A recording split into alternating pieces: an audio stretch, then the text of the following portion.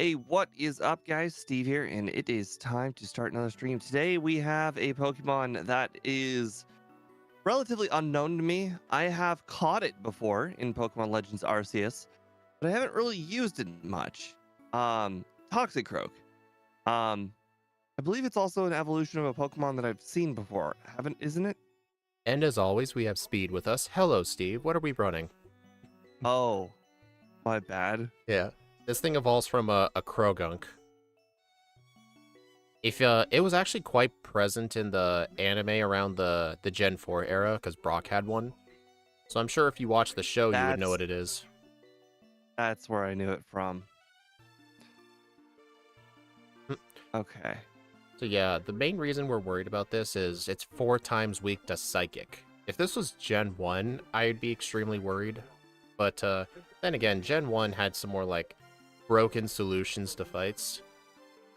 But I also played a Crystal... Pokemon in Gen 2. I forget. I know it was with Scott that I remember losing to Sabrina just Oh, I because remember what that I is. overestimated just how fast my Pokemon was actually compared to Sabrina. This time is probably not going to be the case because we have 85 speed, but that run did teach me that if you have a 4 times weakness to Psychic, even if it is Gen 2, don't underestimate them. Yeah, I don't remember what that is, but I do remember there was a run where you kept getting stuck at Sabrina. I remember that.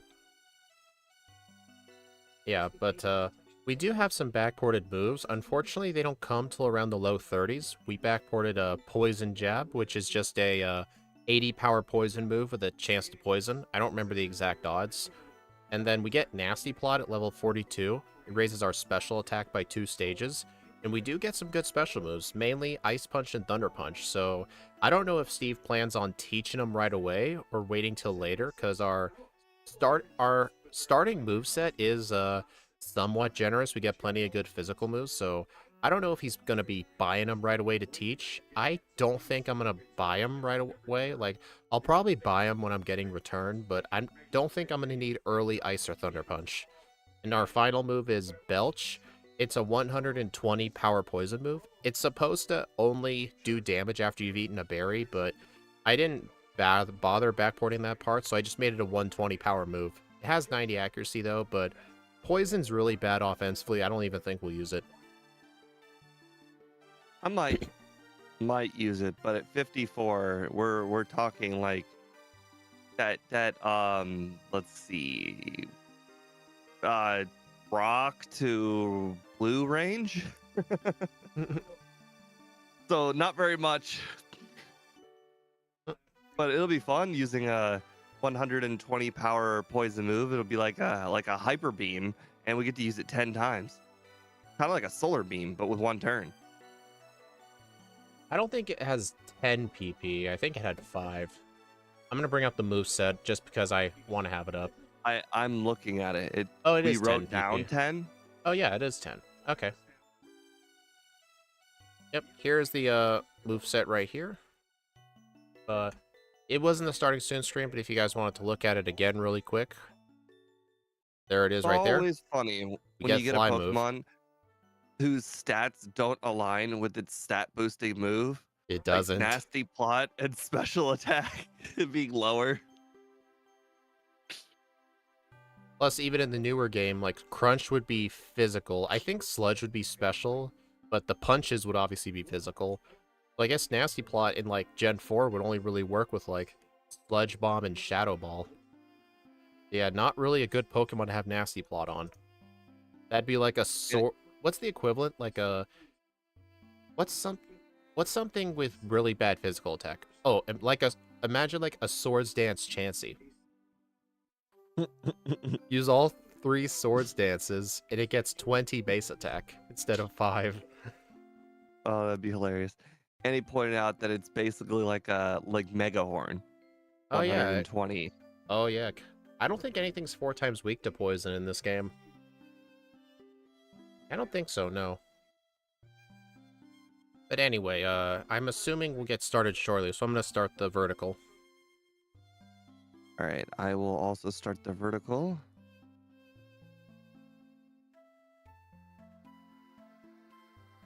All right, hello everybody on the vertical stream. If you would like to see a breakdown of the moveset and stats, check out our horizontal stream. For now, we're going to actually go ahead and get started momentarily. Yep. I just got my vertical up and going, so it'll be up to you when you're ready. Let's see. All I have to do now is change the frame and we are good. Alrighty. You ready? Yep. Alright. 3, 2, 1, go. It's a pretty decent front sprite. It was made by someone named Bloodless. I've used quite a few of their sprites, actually. It's a kind of a familiar name to me. I always credit the person who made any sprite that I used. My stream starting soon actually had a pretty cool like Gen 1 sprite of Toxicroak. The problem is it had too many colors. Why is that too many colors? Oh yeah. They spared no expense on colors. Was it like not transparent or something? No, it looked like a genuine Gen 1/2 sprite. It was just they used all the colors, so clearly they weren't like actually using it for backporting reasons. Or even better, I've seen people online make like Gen 2 sprite work, but if you look at the raw image, it's like 300 by 300 pixels, which is not how you make sprites. Grass Fairy type in Gen 6 reintroduced the ability to be 4 times weak to poison. Yeah, I think Whimsicott's that typing. I wonder how that would do backported.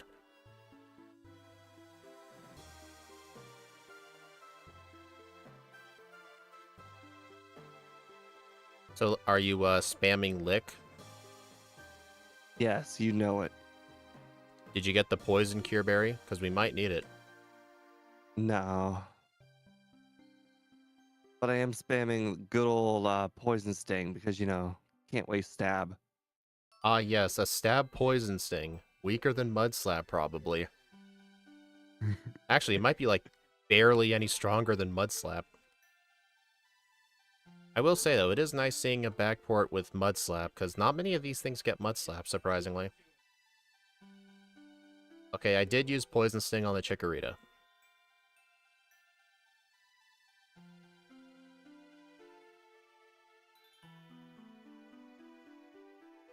Alright, this guy's name is Steve. Oh.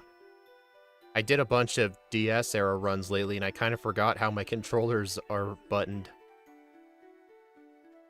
You're trying to recruit an aggressive drummer. Well, I don't know if you'll find any here. I couldn't even drum on Rock Band. I probably couldn't even drum a paper plate.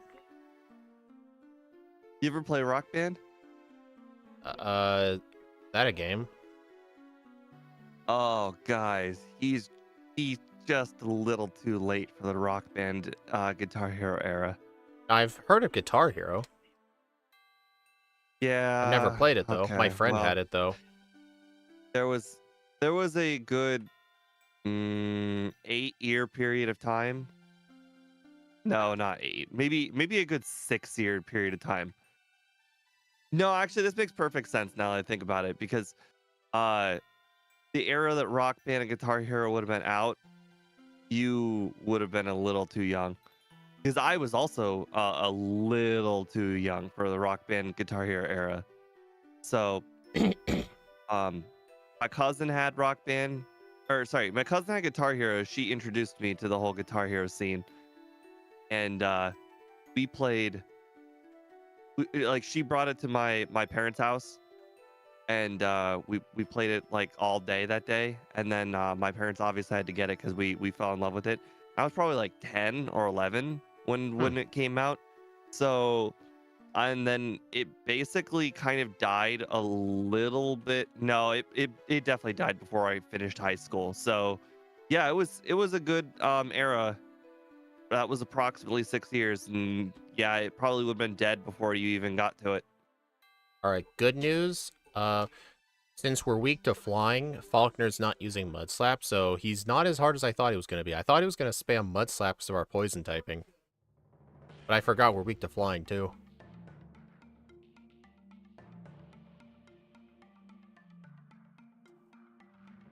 I actually only went to Faulkner because I saw you go to Faulkner. I mean, I'm not doing Sprout Tower with this thing.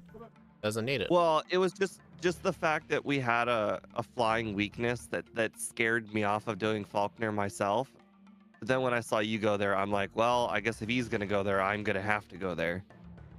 Well, I fought all the wild Pokemon I could, so I was like level 9 going into that gym. I figured that would have been okay. I was too. Nope. And nothing but Bellsprout.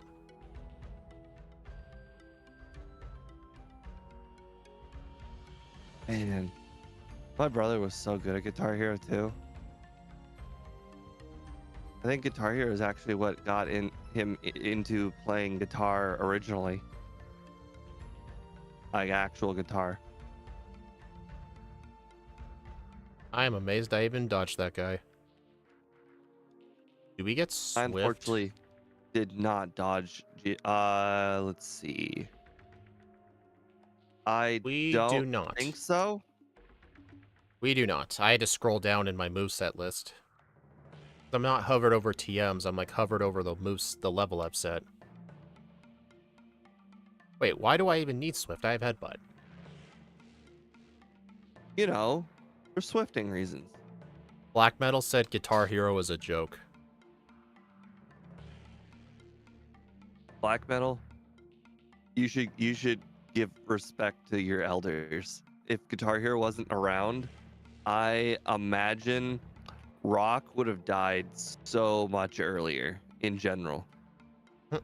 Guitar Hero is kind of like what revitalized my love for rock a little bit earlier. If it weren't for Guitar Hero, I probably would be like a normal person instead, not a Yes. rock guy. Yeah, Steve's not a normal person. Well, normal people in my era, they like rap and pop, and quite frankly, I know a lot of people that also like rap and pop. Yeah, Black Belt, we're close. 30 and 35 is a lot closer than Speed and I have 22 and 30.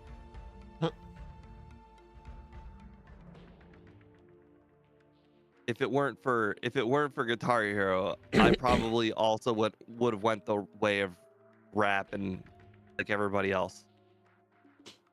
Well, I ran into PP issues in the Slowpoke well. I ran out of headbutts on the Zubat guy, so I had to kill him with Lick, and now I have to kill the Coughing with Mud Slap. Not a big deal, but these fights just took a bit longer than they needed to.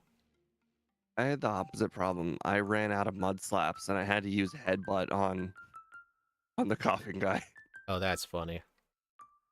Alright, I'm actually going to do the rival first. I think the rival might be easier. Unless I one-shot the rival, I will never do the rival first. And I don't think mud slap will one-shot, so I wouldn't bother. It doesn't, but I mean, it just used Spite. I mean, what's the Bayleaf going to do? We have a type advantage against it. Oh god. Yeah, that was definitely a bit risky. I probably shouldn't have done that.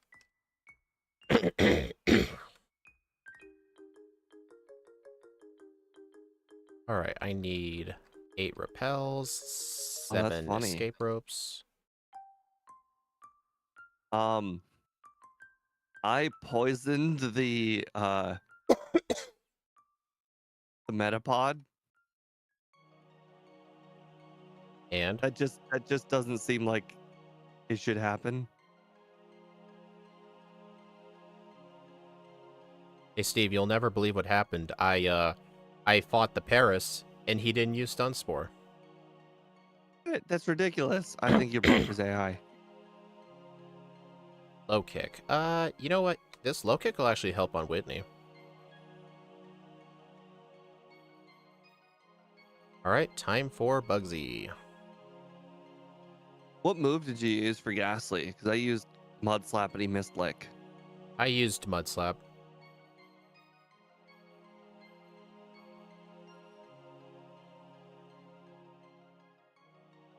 I think I was speed tied with that Scyther. Interesting. I was certainly not speed tied. I was definitely slower. Well, I don't have to get Oddish because I have a Bellsprout. Oh, do I want to buy any of the punches? I don't think I do. Actually, Don't tell Speed what I just did, Annie. Don't do it.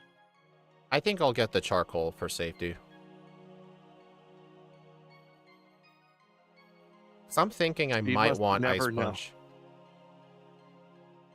What, did you let me guess. Did you go to the Headbutt guy already knowing Headbutt? No, worse. You didn't catch a cut user? No, Ran out of worse. Pokeballs? No, worse. Come on, what could be worse than that? I headbutted a tree. Oh, we can't have that. Exactly. This is totally unacceptable. I can't be headbutting trees, you know? Did I have an something come image. out? No, but something could have. Imagine if it was a Heracross.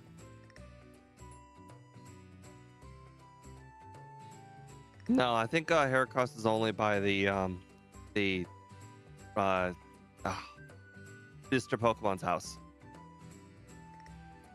during the day. I could have changed the disassembly to make headbutting trees 100% Heracross. Wait, I forgot low kick has a chance to miss. I missed 2 low kicks in a row. Crazy. Isn't the move like 90% accurate and I just missed twice? According to my overlay, yes. I'm gonna get the haircut. +3. I played a Pokemon. I can't remember what it is now, but there was one recently where I had a 95% accurate move, and I didn't miss the whole entire run. We deemed it the most accurate 95% accurate move in the world. I wouldn't remember that. Yeah, I don't remember it either, but it was nice having a move that was not 100% accurate, still work like it was 100% accurate.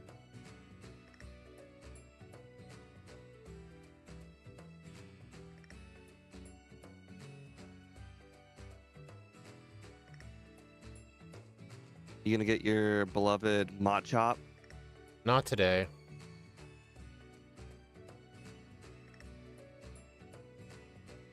I know you really want me to.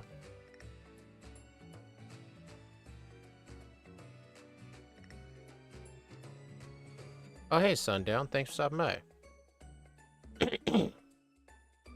How dare this Vulpix live? Vulpix, eh? The first time through or second time through? First time. Okay, good. Not too far behind. Is that what you wanted me to say? Yes. Well, what if I told you I may have been lying? That would be really unfortunate for me. Well, I'll leave you to think about that.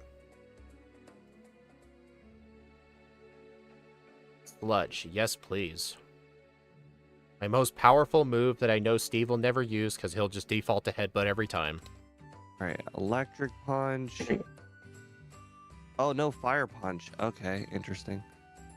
Yeah, that surprised me too, actually. That would have been the most useful punch for Jasmine. I don't know why, but in my brain I thought we did get Fire Punch, so I didn't really come up with a plan for Jasmine. My plan's just hope Ice Punch does enough to the Steelix. Should do just fine.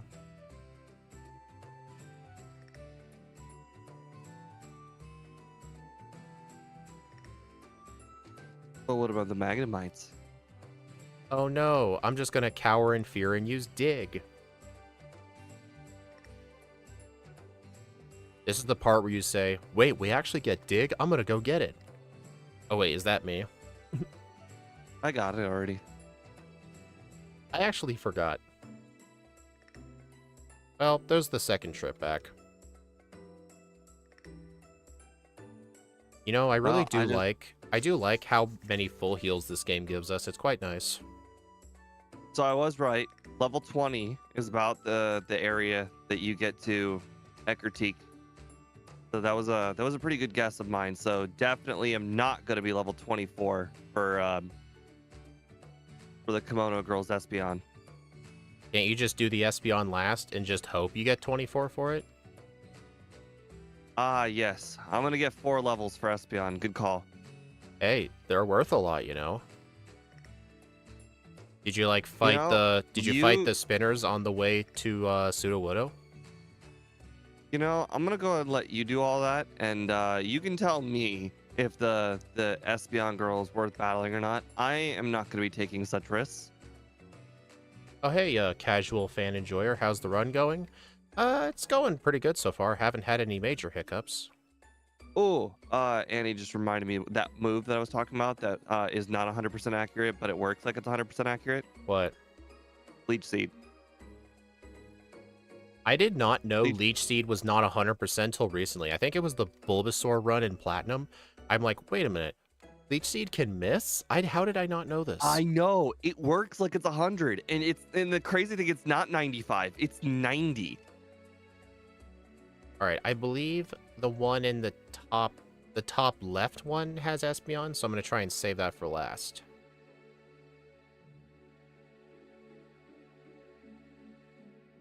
I came in here at level 22, and I'm almost 23, so there is a chance I could get 24 for the Espeon.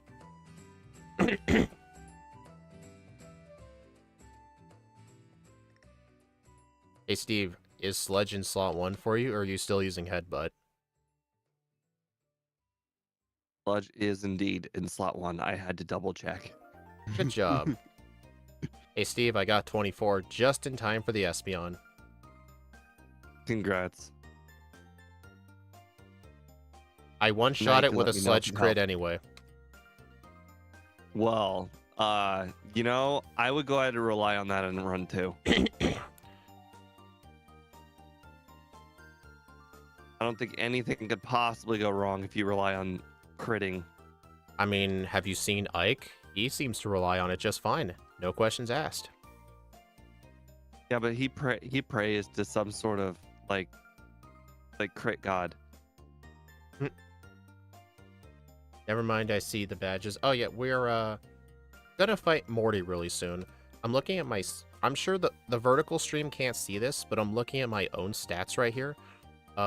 I have 63 speed, and the Gengar has 64, so as soon as I level up here, I'll be able to outspeed everything on Morty's team, which is going to be really nice.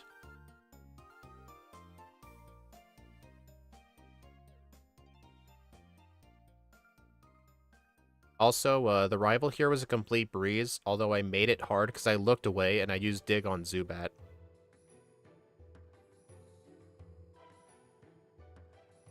Also, if I was going to teach Dig, why did I buy Escape Ropes? I also bought about the normal 8 escape ropes. Isn't Shiny Odds like... Okay, yeah, Shiny Odds are 1 in 8,192, although with this, this ROM I built to have our starter be a Toxicroak, we made every trainer have shiny Pokemon just to, you know, give the viewer something to look at, because I'm sure most people have never seen what the shinies looked like. So this will be a good way of knowing, hey, that Pokemon's got a cool shiny, or, hey, that Wooper is ugly. That's just the reason we have it. It just gives viewers something cool to look at. So, for your information, Crunch is in fact a one-shot on Espeon. Good to know. Where did you do training at? Lighthouse. I did not need Lighthouse at all, so I think you didn't fight enough optional trainers. Possibly, but I finished Lighthouse already, so I'm happy with that. Alright, Crunch does not one-shot the Gengar. I don't know why I didn't just use Dig. I think Dig would have one-shot it. Oh, yeah, I was about to say that. Yeah. It one-shot everything else, though.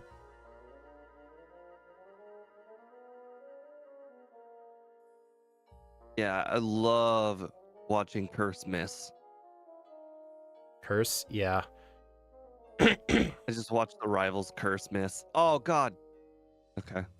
Ooh, close one. Wait, you trained to level 24 Yet you didn't do the rival? Correct. Couldn't you have just used the rival to train to level 24? Let's not use common sense now. I just decided I was gonna do I did the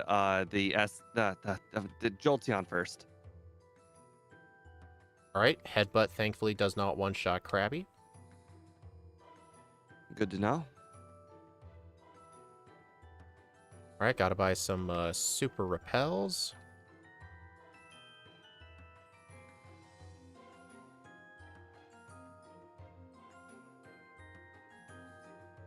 Oh, but they changed it to like... Oh yeah, starting Gen 6, they changed it to 1 in 4,096.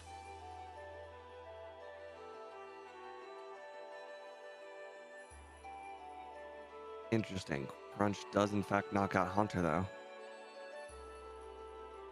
Yeah, I was just saying, Crunch one-shots everything except a Gengar. But did you use Dig on Gengar? Could you tell me if it one-shot? I'm battling the trainer right before.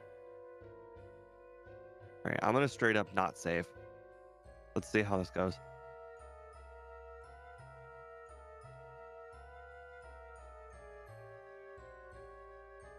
Alright, Gengar dig. Dig. Oh, okay. Well, It doesn't. unfortunately, I pulled an Ike. Did you actually get a reset? Or you got lucky? I got a crit. Oh, that's funny.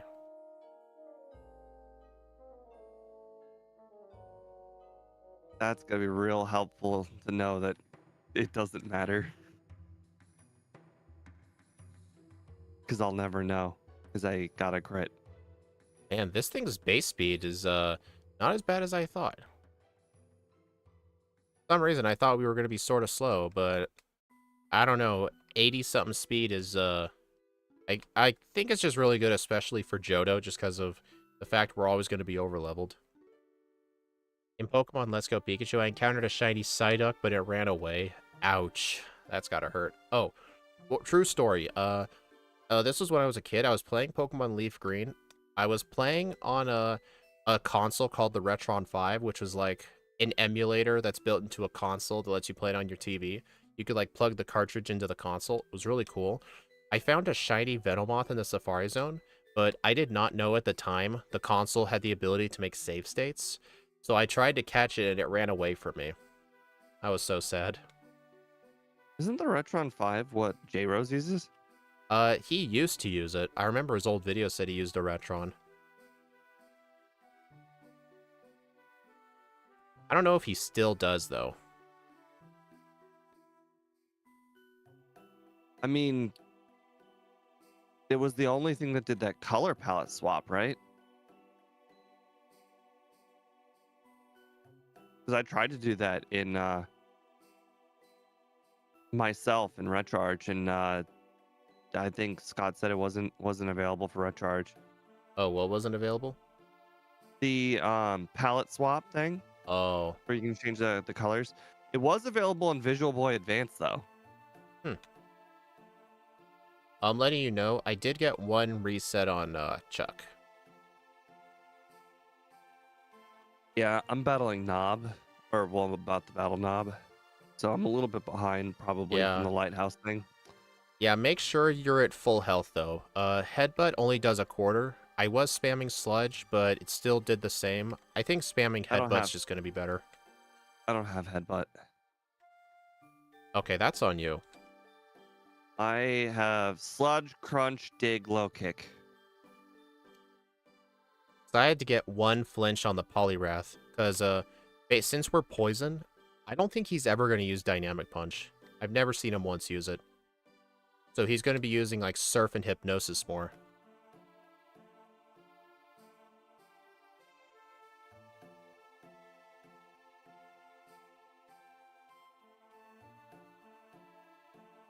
Alright, gonna get the full restore and the rare candy. Wow, I poisoned Poliwrath, and he hit me with Hypnosis, and then he died to poison. So I finished the battle asleep. You guys, don't tell Steve what I did. Oh, did you see we get Fly Move? I did see we get Fly Move. In Sword and Shield, I encountered a shiny Wooloo full odds on the first route. That's impressive. When I was playing through Legends Arceus the very first time, uh, I was in the what's it called? The Obsidian Fieldlands, or like the first area in the game. Uh, I was wandering around. I still had a pretty early team. I heard the shiny sparkle. I was trying to figure out where it was coming from. I found a shiny green Zubat, and I actually already had a Zubat on my team. So I actually booted my old Zubat and put on the shiny one, so I beat the game with a shiny Crobat. It was awesome. It was full odds too, because it was literally the start of the game. But I know Did once you you get the catch? ability to do like massive mass outbreaks, the shiny odds in that game are just ridiculously high. Did you catch the shiny Ponyta in that game? I think you're required to catch the shiny Ponyta. Hey, if you didn't beat the game legitimately, I mean, if you didn't like actually beat the game, you might never have seen it. I did. Laffy is the pink I mean, sheep, right? Yes. haven't you ever looked at achievements on either Xbox or PC? A lot of people play games and then don't get past like the beginning. Oh, I actually know what you mean. I saw this image online one time. I don't know if it was real or if it was just a meme, but it showed the Xbox achievements for Minecraft. And you know the Mm-hmm. achievement that's there's an achievement for like you opening your in-game menu, like the whole crafting Yep. thing, your inventory. Yep. Only 70% of players unlocked that achievement. Yeah, I believe it. Seventy Hello, percent. Manuel Huber. Did you just kill the shiny Gyarados? Well, this is my, what, 100th time playing Crystal. I don't really need the Gyarados, so I just get rid of it. Uh, if I recall, you actually need to physically launch the game to come up on that achievement list. So that means 30% of people bought and launched Minecraft and then never opened the menu. Yeah. Did you teach Poison Jab? I did. I'm just letting you know, it one-shots Zubat 20 levels lower.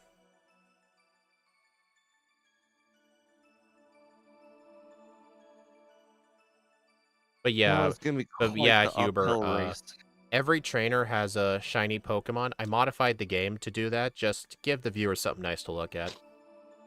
It was look good for me too at first, because I had no idea what most of these shinies looked like. Scott was also quite surprised, and Oh then he yeah. started critiquing some of them. Oh, especially shiny Wooper.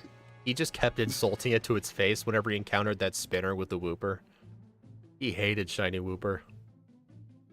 What's your favorite generation? Generation 5. That's my favorite. It doesn't exist to Steve, so I think his favorite's probably Gen 2. One. Well, hmm. You had more time playing. You played way more Crystal than the others, I'm assuming. Or Silver. Silver. Okay, I've completed Silver more. I've still played Gen 1 more as a kid because I had the broken red one, so I only played up to the end of Dark Cave. Um we played Generation 1 as a kid so much that I did in fact memorize the cave in the dark. Oh, nice. You can do that, yet you can you imagine if you did that with your Silver version as a kid? You went through Rock Tunnel in the dark? That way you never had to complain about it. Well, I generally in most of my playthroughs I still ended up getting flash anyways. True. It's just that I played like an entire like over an entire summer from beginning to end. I just every single day I would get essentially a different team all the way across Rock Tunnel, and then my battery would die, and then we do it again. And the game Alright. never saved ever because it had a dead internal battery. Yeah, Annie, if your favorite game is Soul Silver, I don't really think it's fair to say Gen 4 is your favorite. Because when people I think of consider Gen Soul 4, Silver and the other remake the generations they came from. that's what I'm thinking. Like, people call, like, Soul Silver a Gen 2 remake. They don't call it a Gen 4 game. Like, when people think Gen 4, they think of the Sinnoh games, right? Yeah. So, like, when people say Gen 3, they don't think about Fire Red, they think about, like, Emerald. I feel like that's just a bit, I wouldn't say cheating, but more like, I don't know what to call it. Alright, Ice Punch. I don't think I want Crunch anymore, do I? No. All right. I'm actually gonna go pick up poison. Dang it, spinner. Is it sludge bomb? I'm gonna go pick up sludge bomb. I'm actually not, because, we get the move by level up. It's only 10 power stronger than Poison Jab, but it's got half the PP. I just don't want I the lower understand, PP. but I needed space on my moveset for ice punch. Oh. Ice And it Punch was the 3-shot only the move Steelix. it's the only move I thought I could get rid of. The guy who says he likes Gen 3 because of Fire Red. Okay, well that was embarrassing. I don't know. I So just... knock knock. Who's there? Not Not who. not Jasmine. I don't know. I guess Gen 4 Soul Silver can count. But I guess when people... I mean... I guess more specifically of what your favorite region is. I don't even consider the Gen 3 remake a Gen 3 game. I consider it a Gen 1 game without the glitches. It's fixed Gen 1. I don't know. I'm just not thinking straight. I'm in the Rockets Tower. You're a Yapatron? I don't mind that. People chatting helps the algorithm. Actually, here's a question. Does constant chatter in the live chat like help push the stream to people? Kind of like comments? No. It doesn't I have think anything to do with it? once the stream ends, it's dead. Ah.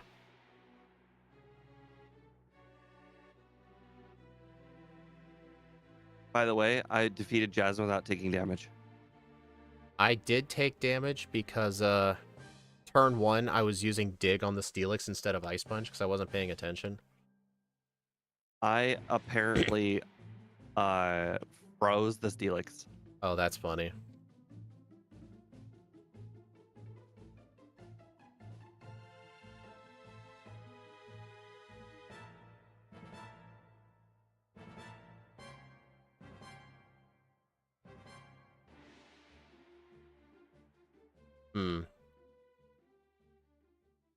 Dude.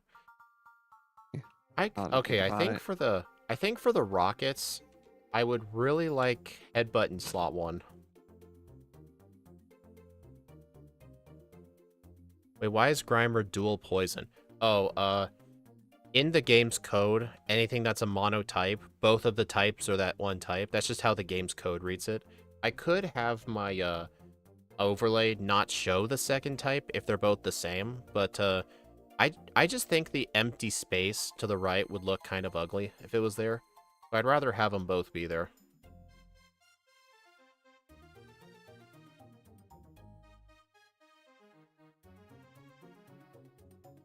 Okay, well, I just did something Speed frowns upon. Actually, both you and Scott have frowned upon it. What? I have both Return and Sludge Bomb. You know what I'm gonna say?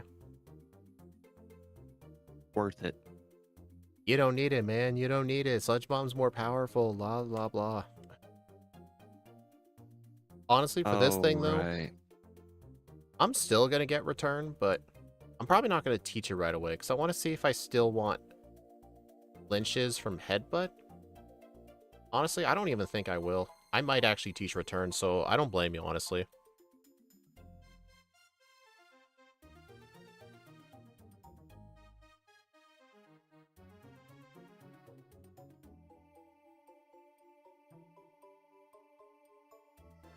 Alright, I need to Ether Dig, Ether Headbutt, Super Potion, save. I'm asking a lot. What is your opinion on Legend ZA? I don't have an opinion on it because I haven't seen any gameplay footage of it yet. I was What? about to say, how can we have an opinion on a game that's not really out yet? Yeah, or not out. We haven't seen any gameplay footage. None. We have no idea what the game looks like. All we know is that the game takes place in Kalos. That's really all we know. I know that I'm probably gonna play Legends ZA before I play the other Scarlet Violet. Have you actually beaten Legends Arceus? Yeah. Nice. Oh, dude, I beat it like the week it came out. Even did like the final fight where like you fought Arceus? God, I don't remember that at all. Because I think in order to do that fight, you have to complete the dex, which is kind of required for the main story. Wait. No, I got completed the deck. I don't think you had to complete the dex. I think you just had to get a really high number. No, I'm pretty sure you had to catch everything in the Pokedex. Because I remember I had to grind out that Spiritomb. Not grind no, it. then I got the regular ending. Probably. Hey, John. What ending is that? Because I got like the story ending. I don't remember. It's been a few years. Like, is that like one of those like what? I don't Like, want to say alternate ending, but like the red different. battle of that game? Oh, yeah, I didn't do that. Ah, makes sense. Because I know at the I was very very end happy when I completed the game. I was like, finally, the catching, it's done. Natty plot. Look how I spelled nasty plot. I spelled it natty plot. Oh man, I had the worst time having to catch Gyarados. Actually, that might have been a spelling error. I was thinking, like, I don't have enough room for the full word, but I could have just done nasty plot without the space, so I... Now people are going to be making fun of me for that now. I remember I literally stood on a ledge really far away from Gyarados. Oh my And god, I I'm just stupid. kept on throwing balls, and then I was like, all right, now it's gonna, like, it just kept on going in a big loop. I remember that one, yeah. Yeah, and I just kept on throwing it. I'm like, all right, this one's gonna get it. All right, this one's gonna get it. All right, I'm starting to run out of fastballs, or the one with the Feather ball. yeah, feather balls. And I'm like, oh god. And I think I eventually got it when I was down to like my last two. Okay, I'm actually stupid. There is full space for the word nasty plot. When I was literally making the ROM, I did an actual spelling error. I actually spelled the name of a move wrong, and I built it, and I did not know it was incorrect. What did you teach over for nasty plot? Headbutt. I planned. I'm starting to also think I might have to teach over return. Because Poison Jab is like my most powerful move. I want Ice Punch for Lance. I could teach Return over Dig, but then that means I won't have Earthquake. Oh. But here's the question. Is Earthquake going to be useful? You definitely spelled it wrong. It's not even showing up on the overlay. It...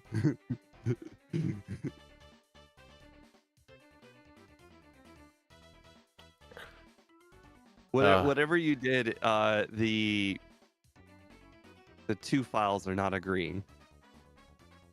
I mean, I think internally it still shows up properly. Like on my overlay, nasty plot's like spelled correctly. Maybe in the JSON file I spelled it wrong. Or maybe in the JSON file you spelled it right. Maybe it looks at the actual move name and not like the move like byte number. I don't even know. I mean, the difference between your overlay and my overlay is that mine takes it from the JSON file directly, and I think yours takes it from the game directly. Yeah. I can look at it after the first run. I can try and fix the error. Which is why you don't typically have problems with your overlay. Actually, you basically never have problems with your overlay because it just reads it directly from the game. Whereas mine's like, oh, hey, you see this move? Yeah, let's go search and see if it exists. And then a lot of the time, it just doesn't exist. So it Error just displays 404. nothing. What's those errors called? Error 404? Not found. Yes. Yep. You know what? Hold on. I'm actually going to get this secret item, but don't tell Steve. I probably won't even use it. Well, you have literally been like 45 seconds ahead of me because ever since at critique. So if you're about 45 seconds ahead of me, the only secret item I can think of is either the pink bow or the never melt ice. It was the Never Melt Ice. Right. Because those were the only two items it could have been. You love the You're Legends not game so you're not far? you're not far enough to fake me out with the dragon fang. What am I doing? If you want to explain how the dragon fang works to everybody else, because I'm sure everyone else probably thinks it works correctly. Oh, in Generation 2, the Dragon Fang is supposed to boost your dragon moves by 10%, but they accidentally gave that effect to the Dragon Scale instead, which is used to evolve Seadra into Kingdra, so the Dragon Fang does absolutely nothing. And I think the only way to get Dragon Scales is, I think they're held by Wild Horsey, if I had to take a guess.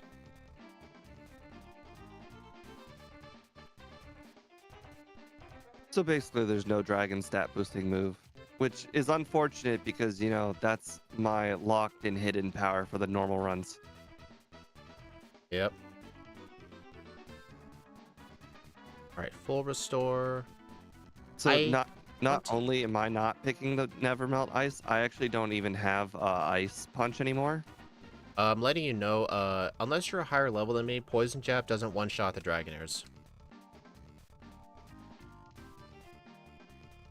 You know what's interesting? The first Dragonair on Claire's team didn't use Thunder Wave, but instead used Dragon Breath, which paralyzed me anyway. Well, she detected the paralysis, obviously. Opponent makes stupid move, gets lucky outcome. Obviously, opponent knew lucky outcome was about to happen Right. every time.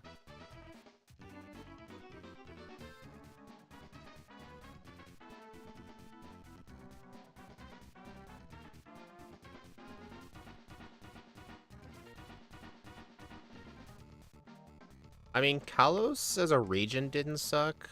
The problem is the games just had no story. But I think Legend ZA might be able to make up for it.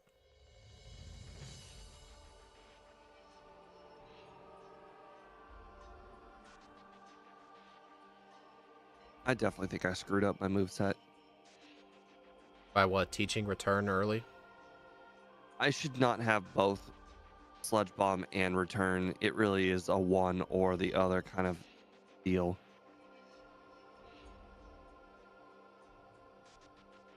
Oh, wait a minute. I almost forgot. The Dratini. See, guys, I'm learning. How many people had to remind you? Nobody. That might be more concerning. For who? For you? That your chat wasn't out looking out for you. I'm used to it. What's my speed stat? 126. I think I'll be able to outspeed the Aerodactyl by the time I get to it. But honestly, why did I even grab the Quick Claw? Okay, well, I'm just gonna have to physically pick up Het. No, you know what? Screw it. We're just gonna have to use sludge bomb for red. That would only really be a problem for the Venusaur.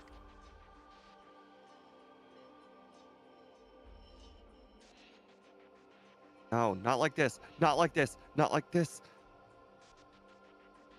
Okay, I missed 3 sludge bombs on Kingdra. I'm just holding on to Poison Jab. I would just much prefer the extra power points than the 10 extra power.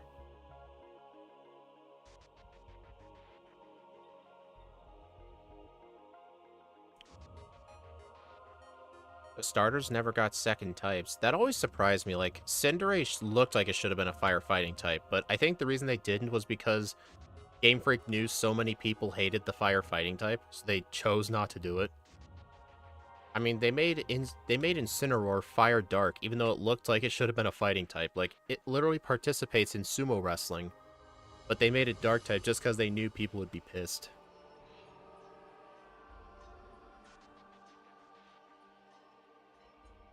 Maybe they have their own Ike in that department, and he really, really likes firefighting, and that's all he designs.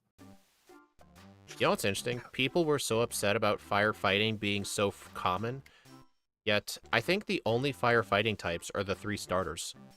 I don't think they made a firefighting type that isn't a starter. At least just yet. Alright, I'm going to teach Earthquake over Dig. I am making a morally questionable decision. Yeah, FNAF enjoyer. A lot of the evolution methods starting in, what gen was it?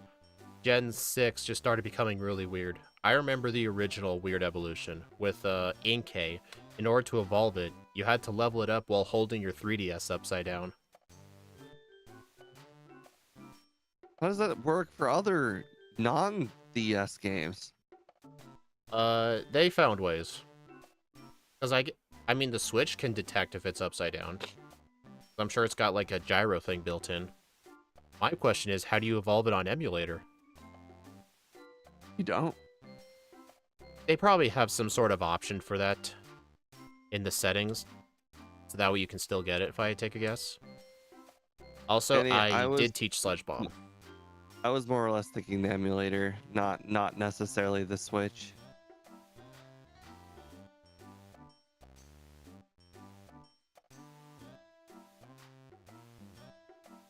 You know what's interesting? I have Nasty Plot, but I think I only used Nasty Plot on Claire. I don't think I used it on anyone else. I didn't even bother using Nasty Plot on Claire. I just used Ice Punch, Ice Punch, Ice Punch, and then like all my sludges. I just used one Nasty Plot while holding the Paralysis Berry, just in case, because I didn't know if it was going to one-shot. I really don't like my current moveset, but I feel like I have no other choice but to have this. I only have one physical move on my moveset. I never taught Thunder Punch this whole run. Yeah, I didn't teach Thunder Punch either. You know what's interesting? Even though we are most likely going to use Curse on Red, we do get Nasty Plot. I wonder if using a special attack might be more worth it on Red. I remember there was a backport we've done where we tried this, but I don't think it'll end up working because the Snorlax.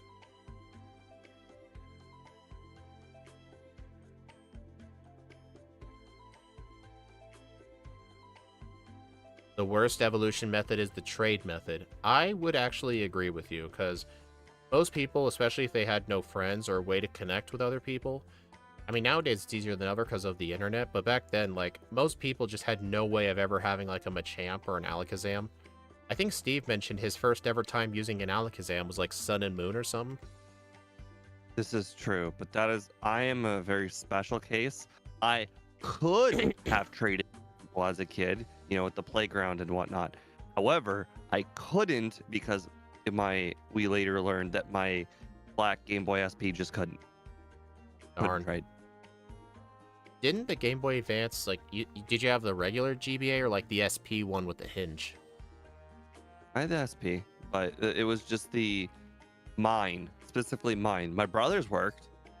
Mine just didn't. I was just gonna say, didn't the SP need a little, it used link cables, right? Yeah, I had the wireless link cable, and I had the wireless link, and I had the wired link. I had both. None of them worked. Dang. You're just unlucky then, aren't you? I really don't want to teach over my moves right now, so I want a Nasty Plot on Lance, so I may just have to just kill the Gyarados with Sludge Bomb.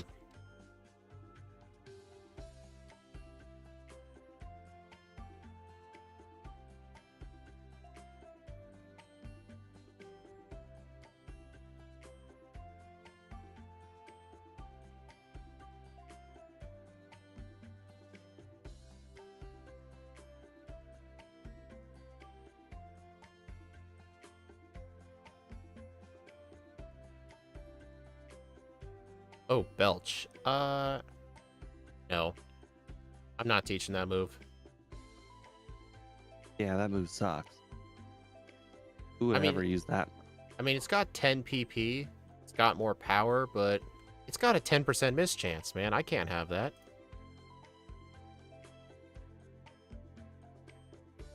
Wow. I gotta say, I wholeheartedly did not expect to sweep Karen. You know what's funny about Karen? I beat her on the first try, even though I was paralyzed and had curse.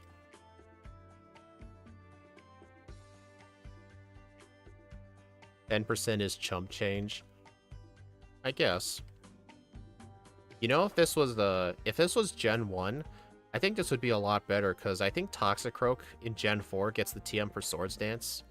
So in Gen 1, this would have a like Swords Dance, Sludge, Earthquake, Body Slam. Honestly, this 4x Psychic Weakness wouldn't even matter. This is crazy. This moveset is so versatile. Sludge Bomb, Ice Punch, Crunch just destroys everything. I haven't had Crunch for a super long time. I literally kept Crunch for Sabrina. I just kept thinking my physical Sludge Bomb will just do enough. Guess we'll find out. Although I might just save Sabrina as the 7th gym.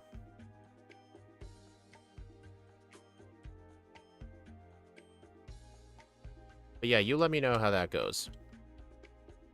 I certainly will. She will be the 2nd gym.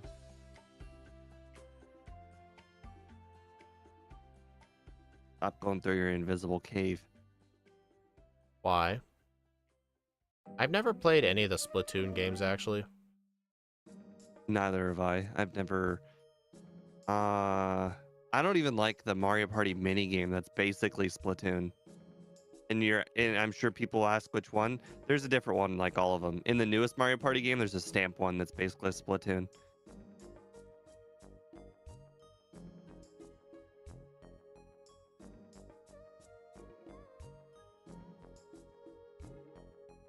I see you kept Earthquake instead of Crunch. Interesting. I taught it over Dig. I had Dig for so long.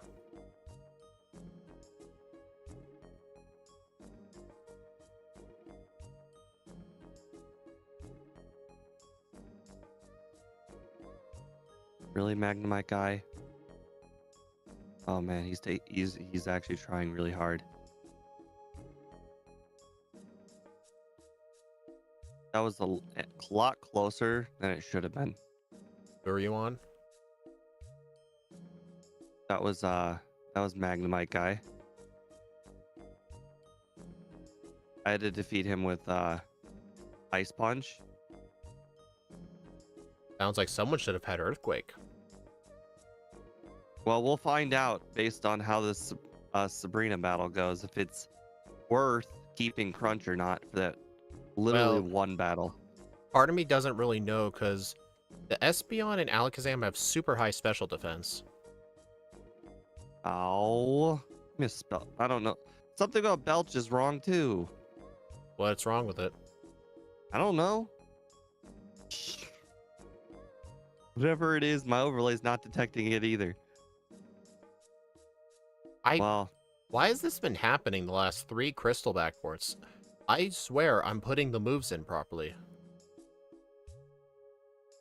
We might have to... maybe you should show that to MVF and see if he can tell you what the problem is, because apparently I keep doing something wrong.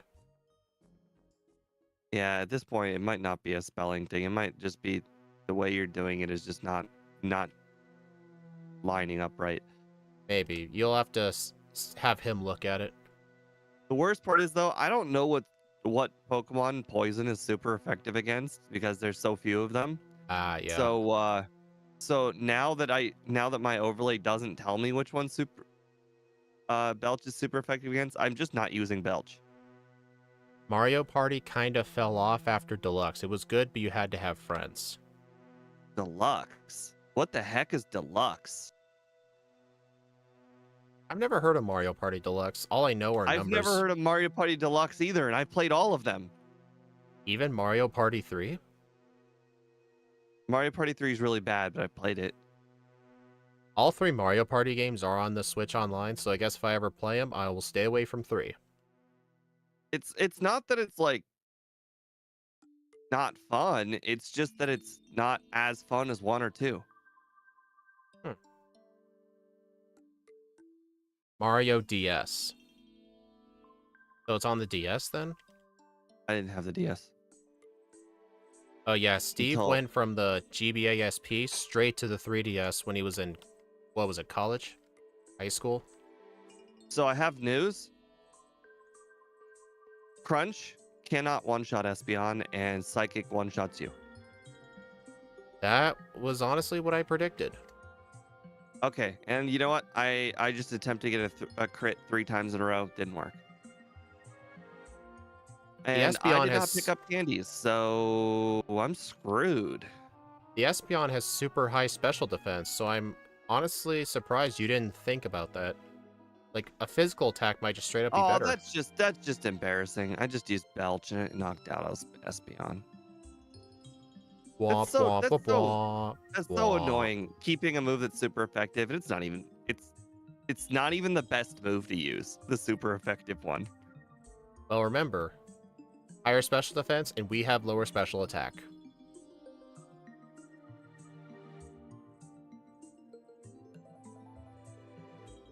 Plus the advantage of Earthquake, Surge will be easy. I've These learned are my my lesson. literal only resets are against that Espeon. I have only one reset. Who was it? It was Chuck. It was on Chuck. What's I hilarious was is I was literally at someone's stream resetless. who said they like Pokemon. I quizzed them, they got every single question wrong. I mean, what kind of questions were they? Were they like easy questions most fans would get? Like, what's the only type electric is weak to? Like, something like, is it an easy question? Or were you asking, like, what is the damage rounding threshold? I Please don't define. I don't like it when people gatekeep like fandoms like that. Yeah. Unless you're asking the absolute bare like easiest question, you shouldn't expect people to get it right. Just because I'm Yeah. like a Fable fan doesn't mean that I'm gonna give you a question. What is the sword you get at the very end of the game that is able to rival what Jack of Blades uses? And I shouldn't expect somebody to know that. There's 3 games, and it's not a sword you get to use very much in the game because it's at the very end.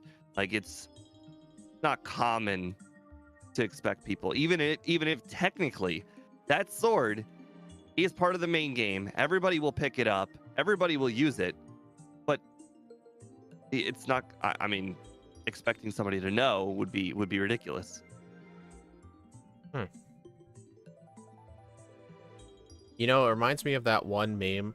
It's like a picture of like Gru pointing a gun at you, and the caption's like, "Oh, so you like Pokemon? Name every Pokemon in alphabetical order." That's what this whole thing reminds me of. I think I'd have a better time naming them in numerical order. You know, there's this website you can go to where you have, I think there's one for each generation or for all of them together. You have to like guess as many Pokemon from a specific gen as possible within like 10 minutes. And I've Cool. seen people do it and Cool. then they forget like 2 of them and they just You can't know what would remember. be you know what was great gatekeeping that I agree with? But Who's that Pokemon? it's a Jigglypuff That's seen it. from above. That's the gatekeeping that I agree with. You know what? If you can't name who's that Pokemon from the TV show, maybe you aren't a fan. Do you remember that episode where they were trying to take a test to go into the Pokemon League instead of actual battles? And there was a question, who's that Pokemon? And the answer was Jigglypuff seen from above. Remember that? Circular. I unfortunately don't remember it, but I'll take your word for it. It's I think it was like the 30th, somewhere in the 30s of the episode numbers. see, even though I'm a fan, I don't remember everything about every season. I'm at least assuming you watched the full first season. That's all I'm I assuming. watched the first full season like 6 times. That's more than I've watched it. I'm just letting you know that. Exactly. And just because I don't remember everything doesn't make me not a fan. You see where this fandom thing gets weird? Then it comes down to like memory too. Like I don't I actually don't have the greatest of memories. So Yeah, that's true. Well, neither do I. When's the my next mom stream? We do Crystal every Thursday, but we do backports of other games on different days. Like I do Fire Red on Fridays, and we're doing a Red and Blue one on Saturday. But every Thursday there's a guaranteed Crystal one. yeah, So if you want to I subscribe definitely to it, you'll want to make sure you see them, right? I think we've done like 30 Crystal ones so far. An insane number at this point. Okay. I'm gonna save Blue for last, but I am actually gonna go do Sabrina now.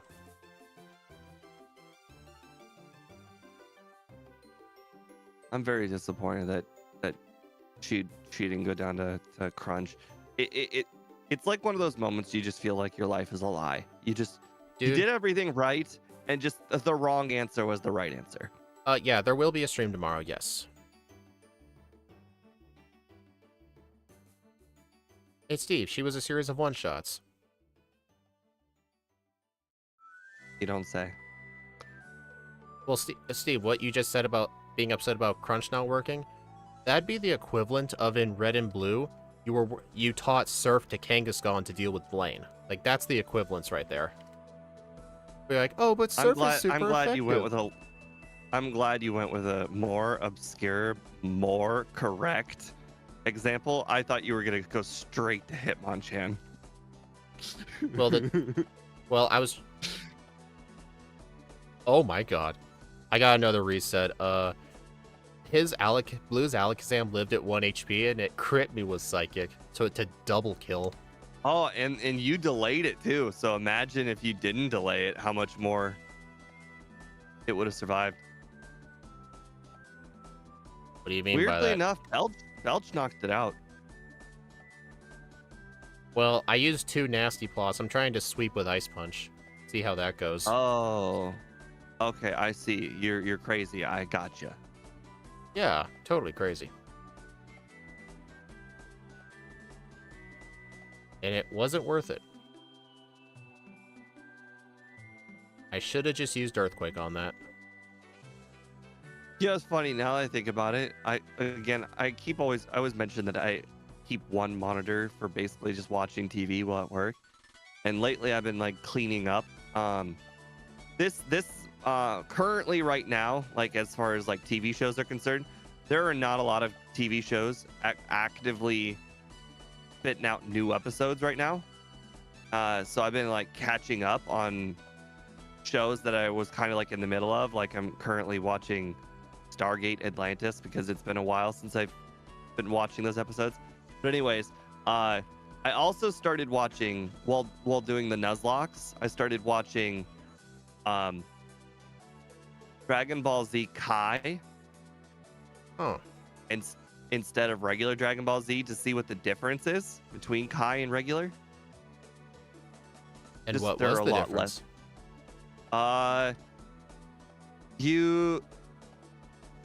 If you watch Dragon Ball Z Kai, it will be like you're watching Dragon Ball Z, and then all of the details they removed from Dragon Ball Z Kai and from the original show, you won't even remember that they removed, because they took the best parts of Dragon Ball Z and stuck it in Dragon Ball Z Kai. And then you won't even remember the bad parts.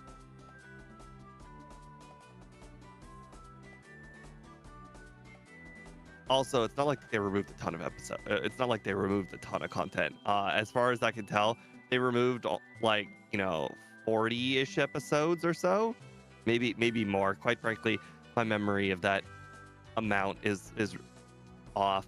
All I remember is that when I was able to watch the entire Frieza saga in one sitting. That sitting was a whole entire day. But I was able to watch the entire Frieza saga in one sitting, which you could not do on the original show. So, I mean, they did remove a lot.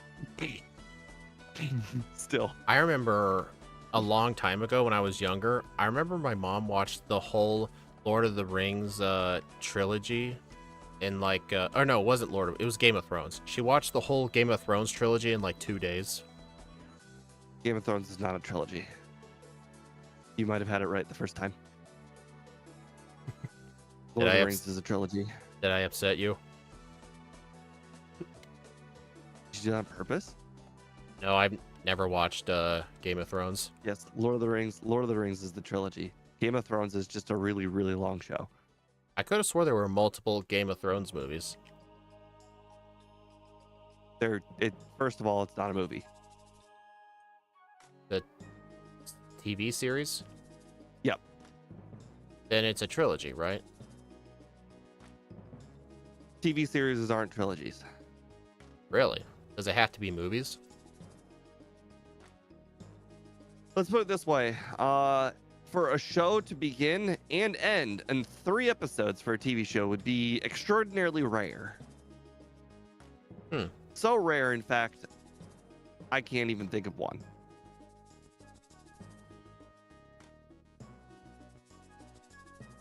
All right, I'm gonna use the rest of my rare candies. Actually, I just thought of one. No one's gonna know it though. There is a TV show that only had 3 episodes that I do know of. I just finished watching it this week. There is The Evolution of the Black Quarterback on Amazon Prime. It is 3 episodes. I think I might regret not teaching Belch. I used all my rare candies. I'm at level 69, and the Espeon keeps living in low red health.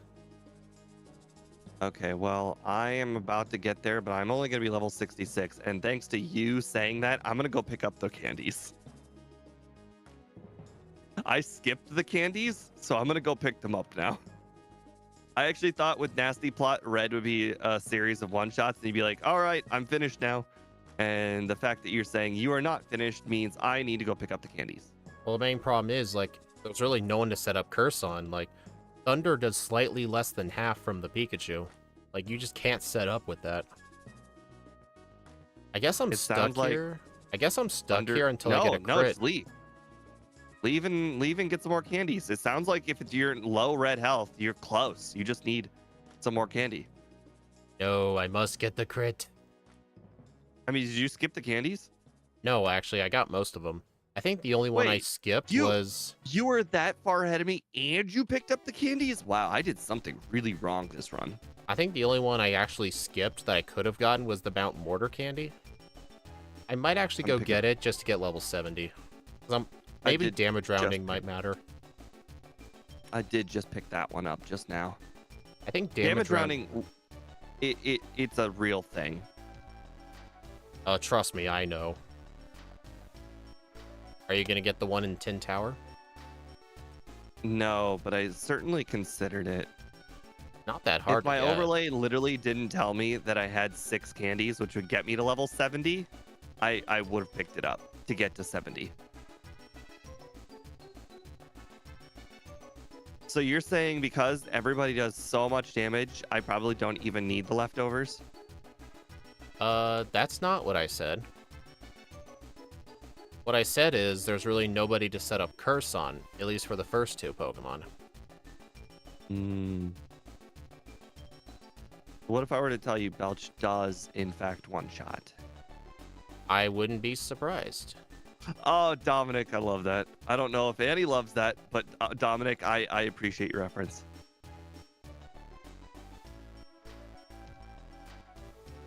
I mean, I wouldn't be surprised if it did, because I did just say earlier I might regret not teaching Belch. Because I think the extra raw damage is going to matter here. Yet, I forgot to use the candy. Dude, I keep doing this. Okay, first try. 109.04. Nice. Yeah, to next be fair, time though, I am teaching I had Belch. a very relevant crit on Snorlax with Belch. Dude, Espeon keeps living. Yes, I am absolutely getting punished for not teaching Belch. Alright, swap over. Actually, here's a question. If we're not using Return, I wonder if we should change our day of the week to something else, because I know one of them gives the poison barb. I mean, I think you just not teaching Belch was the Yeah, problem. but the poison barb could help us until we get leftovers, because we don't need Quick Claw. Oh wow, that is not as close as I thought it. When you said low, I assumed you meant like within range. Range. Yeah.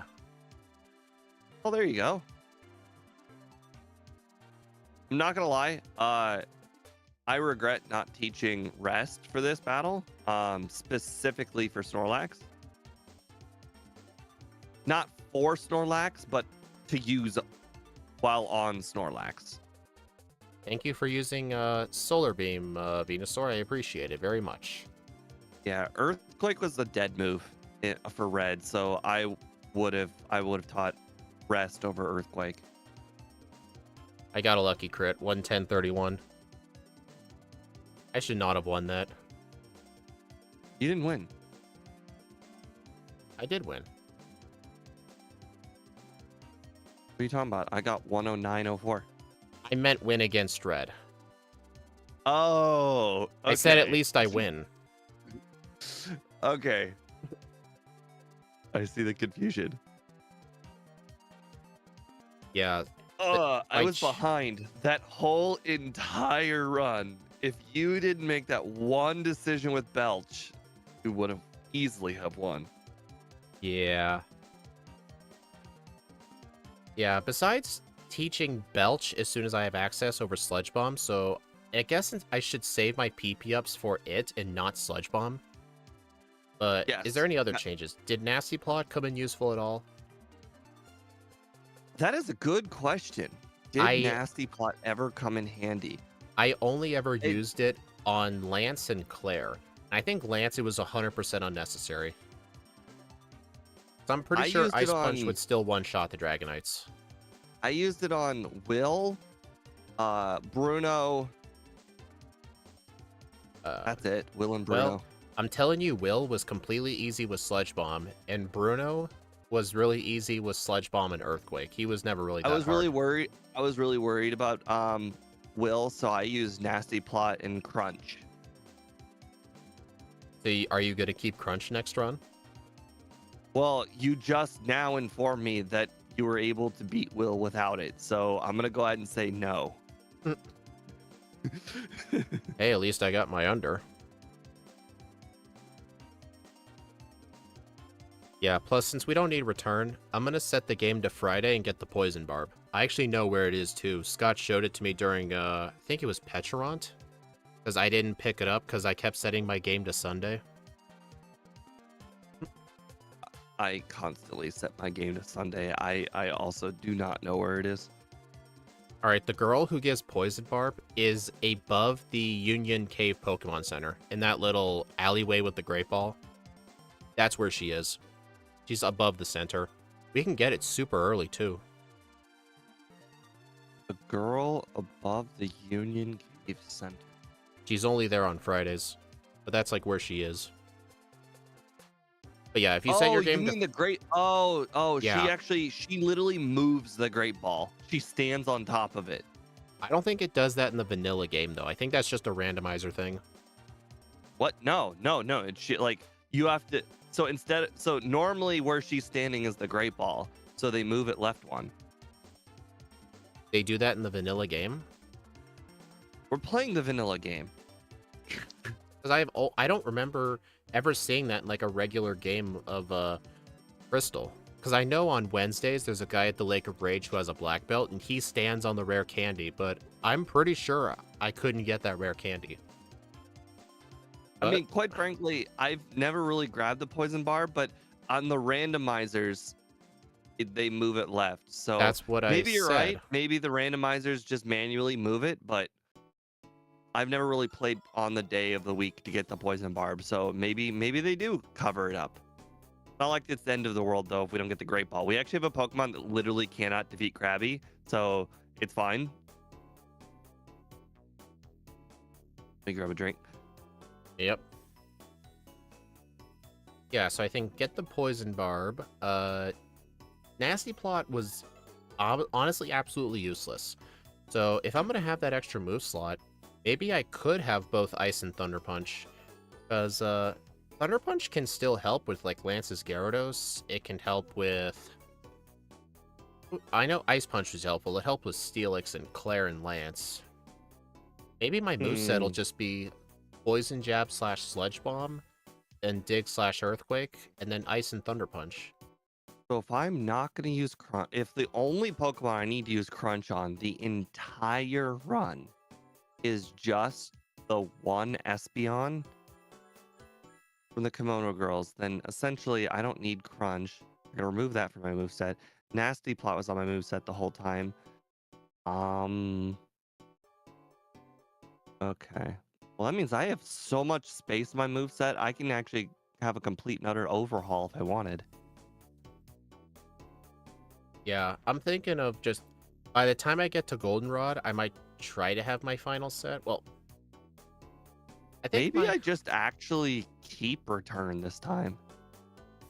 I don't know. I don't think Return's gonna be that useful. It's not about the usefulness of Return. It's about the fact that Belch has got 10 PP I mean, there are and Sludge PP Bomb has ups. 10 PP.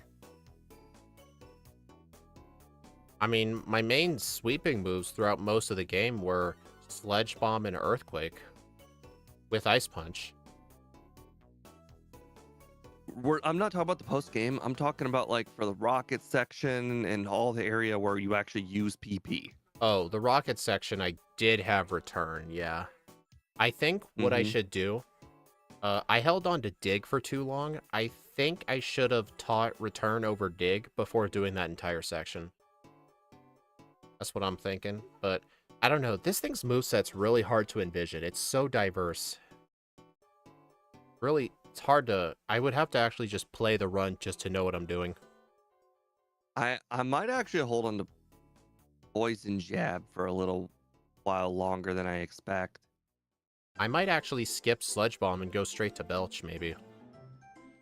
Actually... Hmm. No, I think I'll get Sludge Bomb. Just wait till I get it by level up, but don't use my PP ups on it. I don't see where Thunder Punch is gonna help. It's not. I never once used it. Hey, Area 91.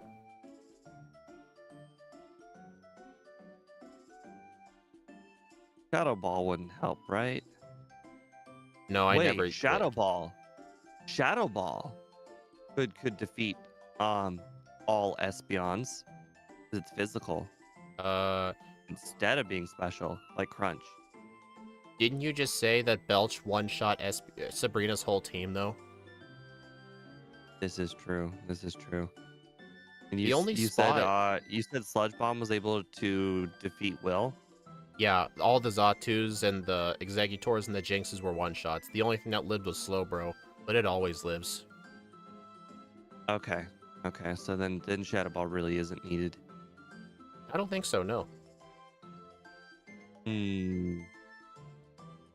I'm having a hard time. Now we went from having too many move options to now what am I gonna put in my fourth slot? I know, it's really hard.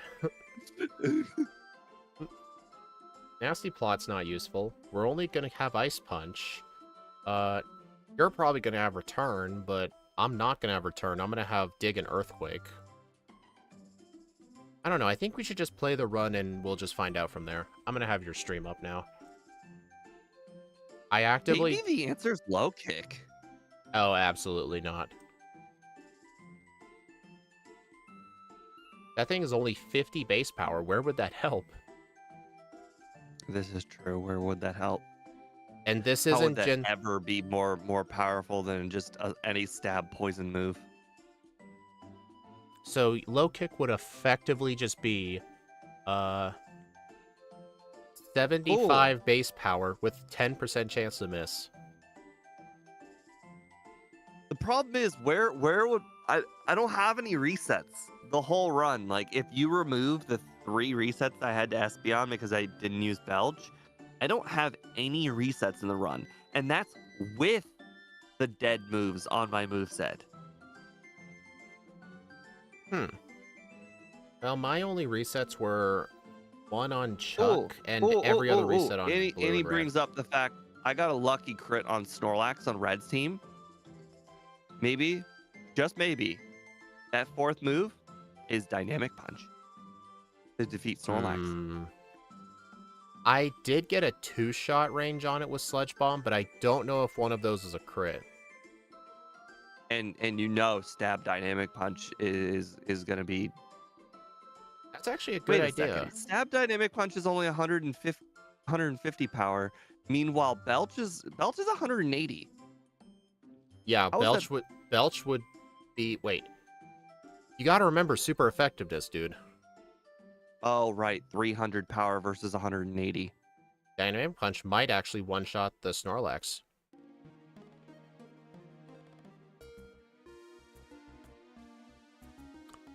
I'm also not Hello, going to be using Dynamic Punch until we get to Red. So I still am going to have that fourth slot.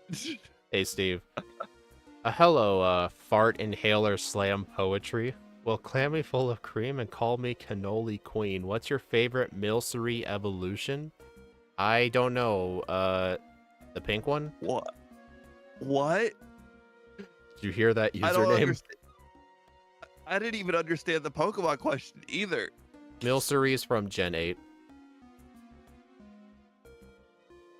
It's that Pokemon that looks like a cake.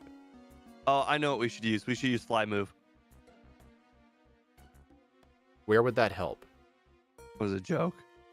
Oh, imagine if you were serious. Like, we haven't had a run where we needed There's to only use one- Fly Move. There's only one place where Fly Move would help, and unfortunately, you get Fly Move for defeating the place that Fly Move would help.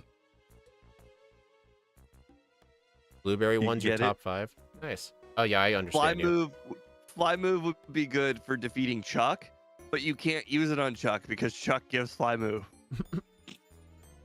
Honestly, I think the only really good solution for Chuck is just spam headbutt and hope for the best. Maybe I could get the mint berry because he never seems to use dynamic punch, so maybe come in with the mint berry just in case he uses hypnosis. Yeah, he did hit me with Hypnosis. If I didn't get that confusion, I definitely would have lost.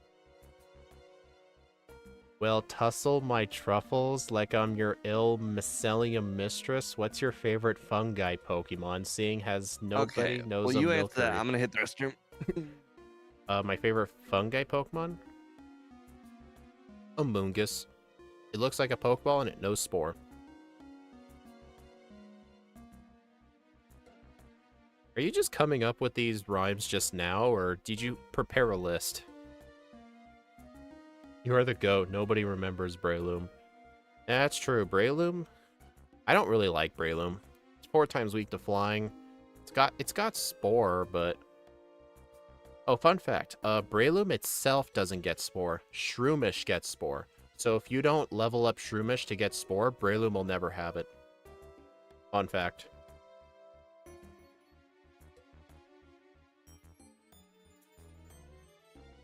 But yeah, I think that's just...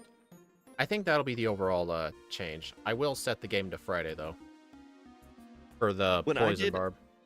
When I did Brilliant Diamond Shining Pearl, one of the Pokemon I tried out because everybody was gawking about how good it was Breloom. Did not see the appeal. I think... Well, I know if you get Breloom, or... You have to, if you level up Shroomish enough, it gets Spore, so that way Breloom can get it, but Breloom itself can't learn Spore. It's like a prior evolution move. This was for the Battle Tower.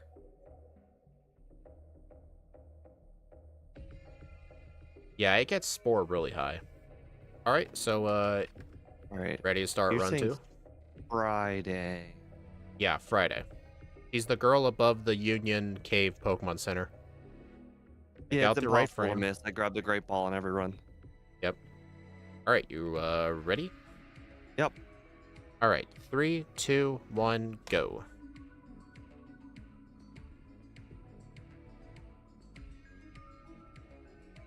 Friday. Oh God, no. Friday. I've given myself bad luck. Did you name yourself Speed? I did. Dude, we keep telling you that's bad luck. I know.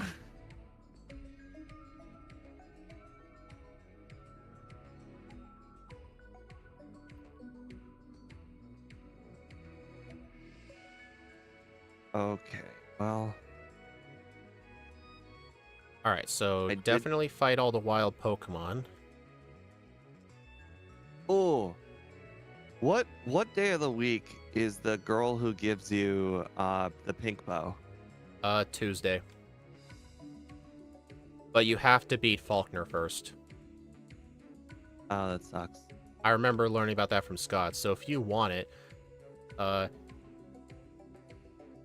you would have to go walk back there manually if you want the pink bow early game, which I don't really see the point of. I agree. Poison Heal Facade Breloom has unfathomable power. The only Pokemon I know that has Poison Heal is Gliscor. I remember seeing that in the Battle Tower a few times. But it's good I to see feel a like lot of chatters in the vertical today. I've been seeing those with more chatters lately. I think they're finally starting to catch on. unfortunately I'm old man, get off your lawn about abilities. I've completely and utterly ignored their entire existence. I will admit I have for the longest time too. I didn't really pay attention to them until I think just solo running when I started trying it like 3 or so years ago. Because all I knew was abilities are just annoying. Like, I always thought of Intimidate not as a good ability. I always thought of it as the annoying ability that every Gyarados had. That's what I thought of it as. Basically, the only ability that I acknowledged its existence was Sturdy, and that was it. Yeah. Every other ability was just there.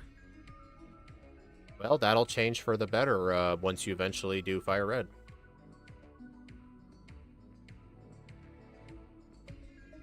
I'm looking forward and not looking forward to it at the same time. What, you think it's going to be hard, or is it going to be like teaching an old dog new tricks? Both. Both.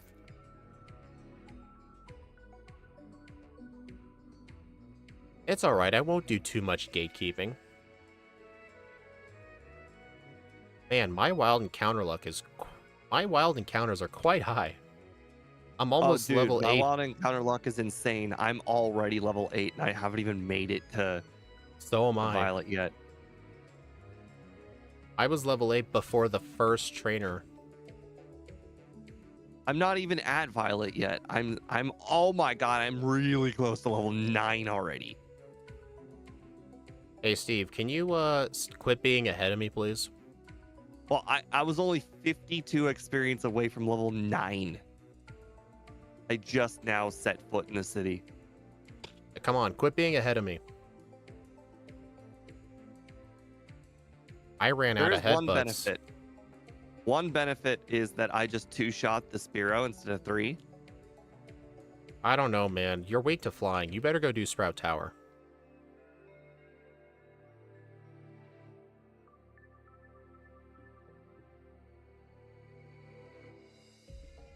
And when I eventually expand my setup, I want to try and get a 4th monitor.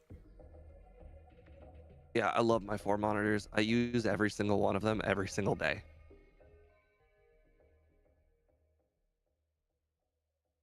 I will You say know what's one thing crazy? that's Not really only do I annoying. use...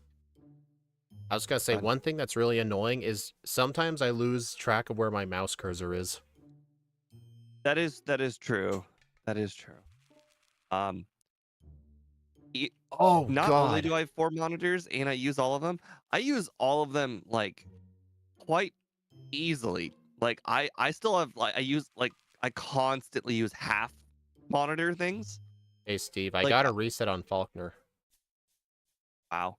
It's Mud For Slap. instance, the top right hand corner of my left monitor is the regular chat. The bottom right hand corner of the left monitor is the stream chat. The Okay, this blows. left hand side of the left hand monitor Dude, is speed stream. this So I mean blows. I'm using up like I've got more than one thing open on each of the monitors. Okay, you were right about the great ball thing. She's standing on top of it. They did move it for Yeah. the randomizer. Hey, Steve, it took me 4 tries to beat Faulkner because the first Pidgey kept hitting me with Mud Slap and I kept missing my moves. I only won because I flinched the Pidgey. And I think that's what happened Interesting. last time, because level 10 would not one-shot that Pidgey. So I think you have to get a flinch. Interesting. I know I got a flinch on Pidgeotto and I two-shot the Pidgey. So I don't think that happened to me. Yeah. I guess I just never noticed this because I think in the first run I flinched the Pidgey, so I never knew it could have used Mud Slap.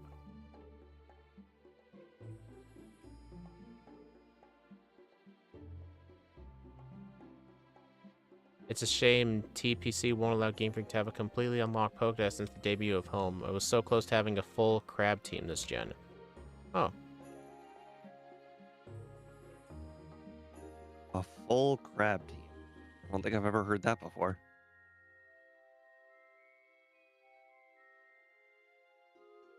Darn it. Geodude guy saw me.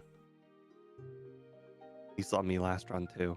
Oh, that was a wild Zubat? Come on. That was not a rocket Zubat?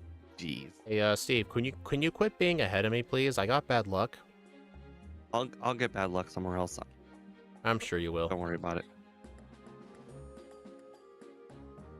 Knowing my luck, the Scyther will, I don't know, get some sort of unforeseen flinch with the Fury attack or something. Fury attack can't. Fury Cutter can't flinch. All right, I know. That's why I said unforeseen. What? Your luck is so bad. The something that doesn't exist. Like your luck is so bad, the game cheats. Right. The other day, I can't remember what run I was doing, but so I got locked into Fire Spin on Ninetales, and it used 2 super potions while also in Fire Spin, and it just so happens that using 2 super potions put it out of range my attack to knock it out. So like it got to put me at another Fire Spin lock. Nice.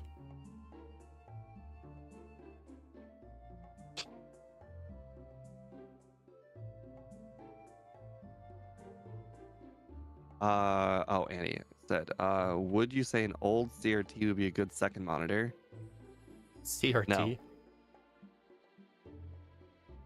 I will say, I remember once a long time ago, my friend got this, it was like a very tiny portable box TV that had like a, not kidding, like a 10-inch screen. It was one of those old TVs that would have like antennas on the back of it. You could like watch black and white TV wherever you wanted. He modded the thing so he could plug VGA into it, and he had a web browser window inside of it, and it was like 100 by 100 pixels or something. It looked so bad. Everybody my age and older really feels old when you just said that, because that's just a TV. I had one of those in front of my bed. That was a very normal thing. That was so normal. Everybody had those.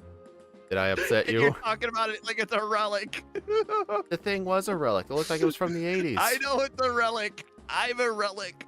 It makes me feel so old.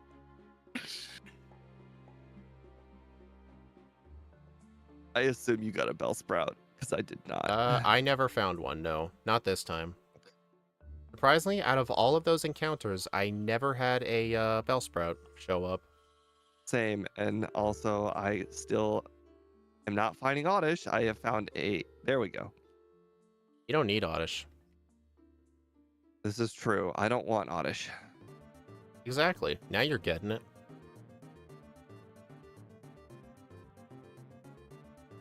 Well, it looks like I'm starting to catch up to you. I'm fighting the rival Annie, right now.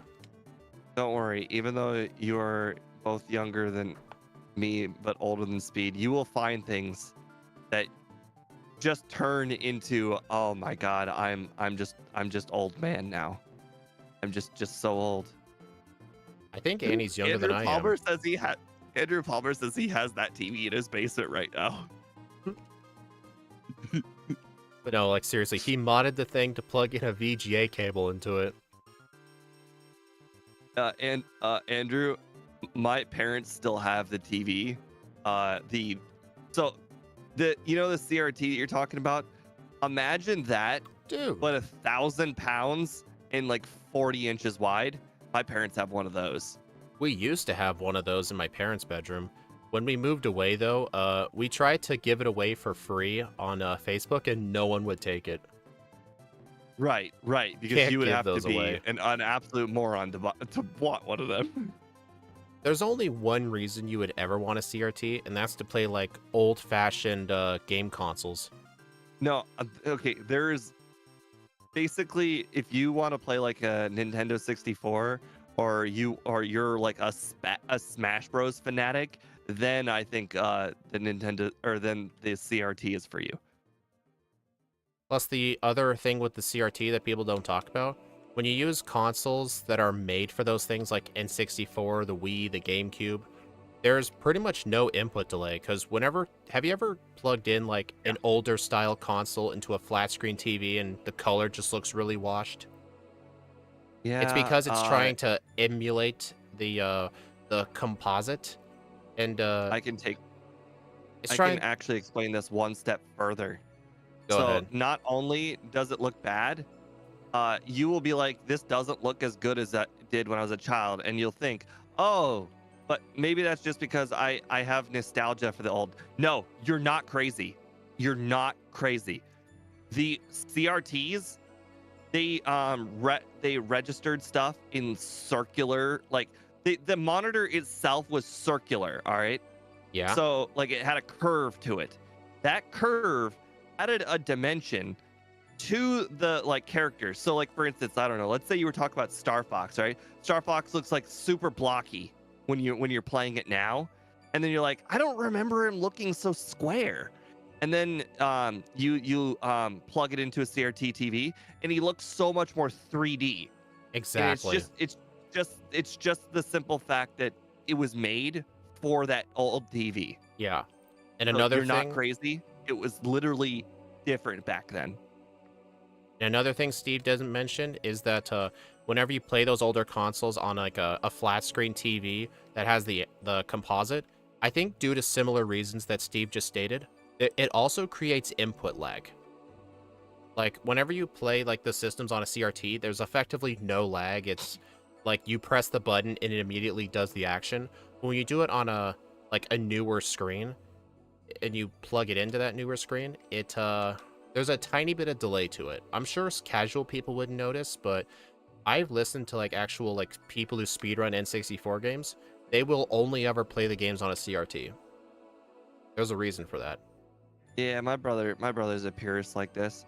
I notice it, and I just don't care. You My have brother is a purist about all things. When he will purposely buy like like I shouldn't say thousand. He'll buy like 350 $500 monitors because it gives him what is it called? depth perception. No, they'll have all these stats that he's specifically looking for that will make everything smooth with no motion blur or any. I don't remember all the technical terms. I'm not a purist like that. Um, I don't think Plus he's an purist is the right audiophile. word. No, purist is absolutely the right word. He's anal about everything being perfect about everything. I just mentioned he's also an audiophile. An audiophile, they're all about perfect audio. And Sounds like quite he and I would frankly, get along. so I also hear the difference between all of these different things. I just don't care.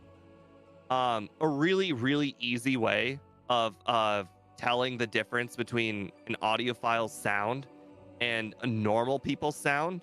Listen to Bohemian Rhapsody um, by Queen, and specifically try and hear all of the layers of sound.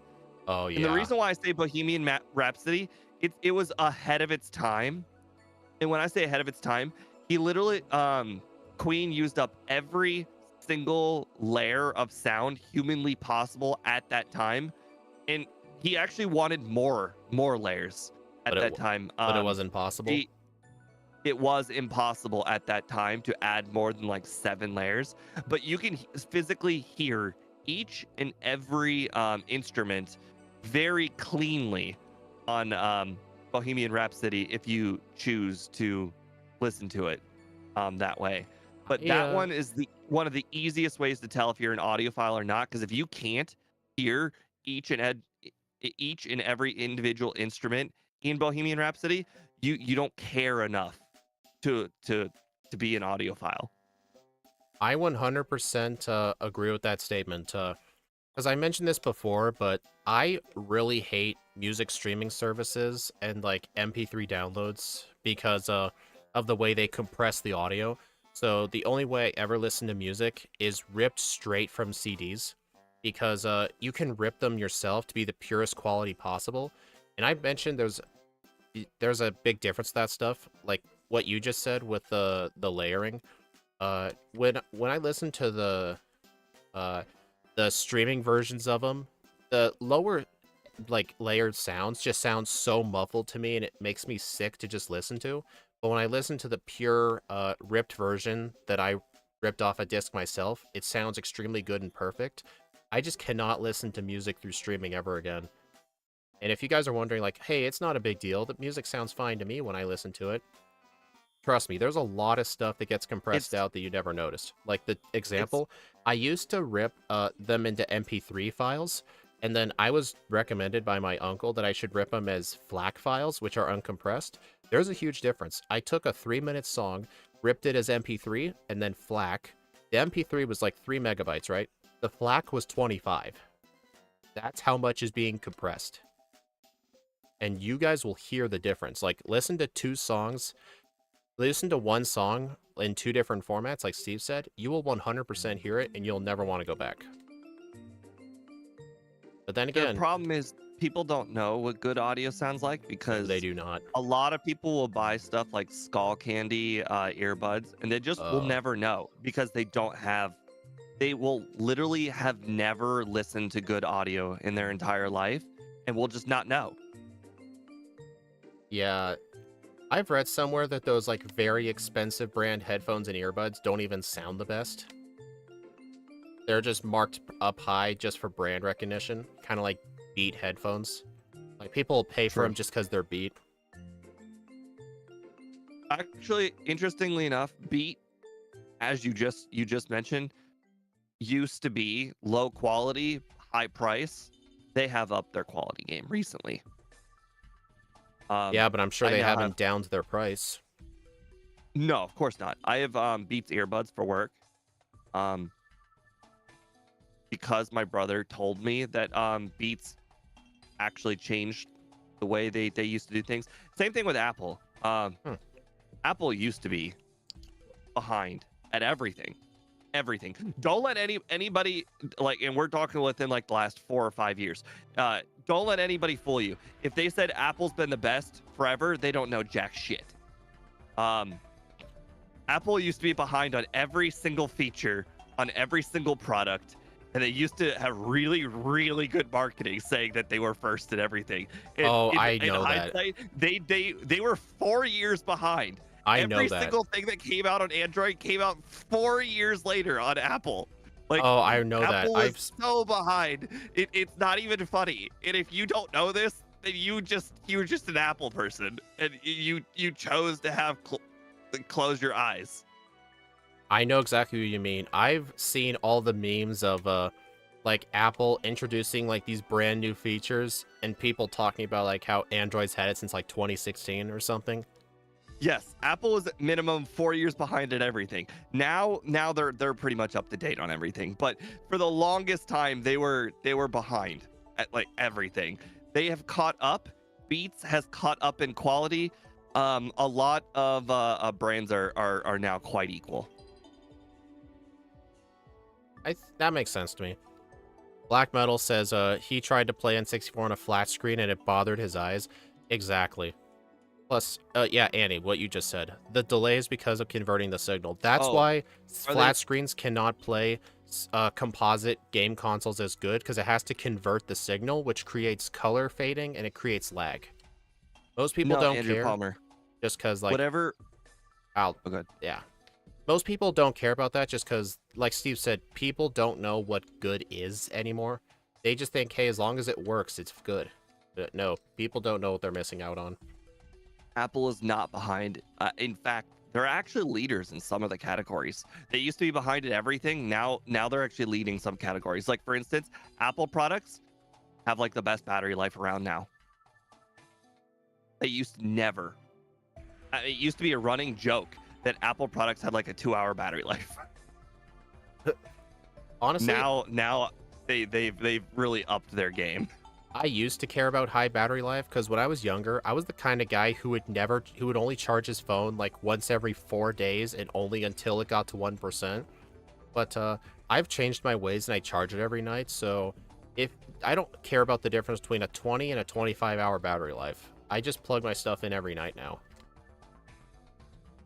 Yeah, I also plug it in. At some point, battery life became irrelevant to me because it's just the difference between plugging it in and not plugging it in at night. Yeah, Some days I can go without charging for 2 whole days because battery life has just gotten so good that it just doesn't matter anymore. I have gone a few days without charging before. Yeah. Whereas before, like if you didn't charge your phone at night, it was Dang dead the it. next day. Like it just was. I am consistently like 40 seconds behind Steve right now. Faulkner really set me back. It's okay. I'm gonna screw up Chuck here. I'm gonna get hit by like a crit or something in the gym. Oh, I actually But didn't yeah. get the mint berry. Oh well, guess I'm going in YOLO style. But the reason why Apple and Beats were so far like they had really good marketing. Very good marketing. People just paid for brand recognition. They'll do anything for just owning the brand, you know? Like, there's some people who would try to, like... I've seen some people online talk about, like, how, like, one of their biggest dating red flags is someone who owns an Android. Because that, like, shows they're poor or something. Which is... Actually, yeah. So, that's Um just dumb. Apple actually leads the market in several categories. Like I just mentioned battery life. I actually think that Apple also leads in some cameras. Not all cameras because there's obviously like a million Androids and there's one Apple, but they definitely lead in a lot of camera categories too. That's, like, the only thing they keep improving with their phones. Every new model, the only thing they really change is the camera. Because everything else about the phone still looks the same. Well, they know their market. They know their market really likes pictures a lot. Like they're influencers and high schoolers. And what do they both of those have in common? Pictures. Selfies. So I mean, Apple is really good at marketing, and they know what people want. So I mean, I can't Oh, I crud. can't blame them for doing what they're supposed to do. Alright, fortunately, Poison Jab two-shot the Polyrath. I did get put to You're sleep, but I somehow woke making up. up a lot of time on me. Oh God, I keep battling spinners, and I apparently just battled this extra trainer for no reason. Oh God, please don't let me lose. I'm gonna lose. I'm gonna lose. Just know it. I'm gonna lose. Damn it! I battled this trainer by accident. Uh, Oh, get the max potion. Where is it? There it is. Steve showed me yeah, that max potion. That's the Steve M plays max potion. He discovered it. you've made up so much time on me just now. I have screwed up so bad. I accidentally battled the trainer with the Nidorino, and I was already asleep from Chuck. Hmm. Well, I just fought Doug Trio guy by accident. Purpose.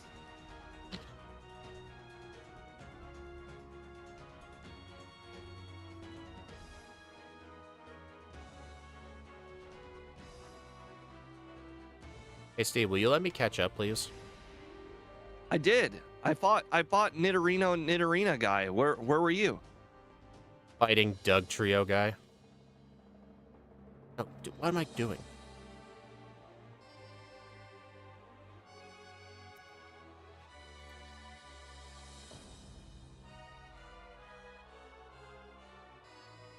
Oh, I forgot to buy Ice Punch. You know what? Interesting. I'm gonna do what Steve does. I'm gonna go fly to Goldenrod after Chuck. What he does. This is true. I'm gonna get the PP up too, because I'm gonna want that for Belch.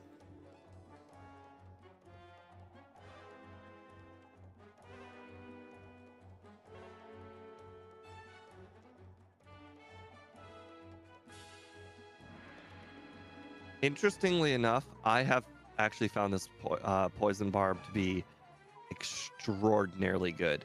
It is turned a Oh, lot right. of like what do you call it? Ranges into one shots. And I didn't even know they were ranges.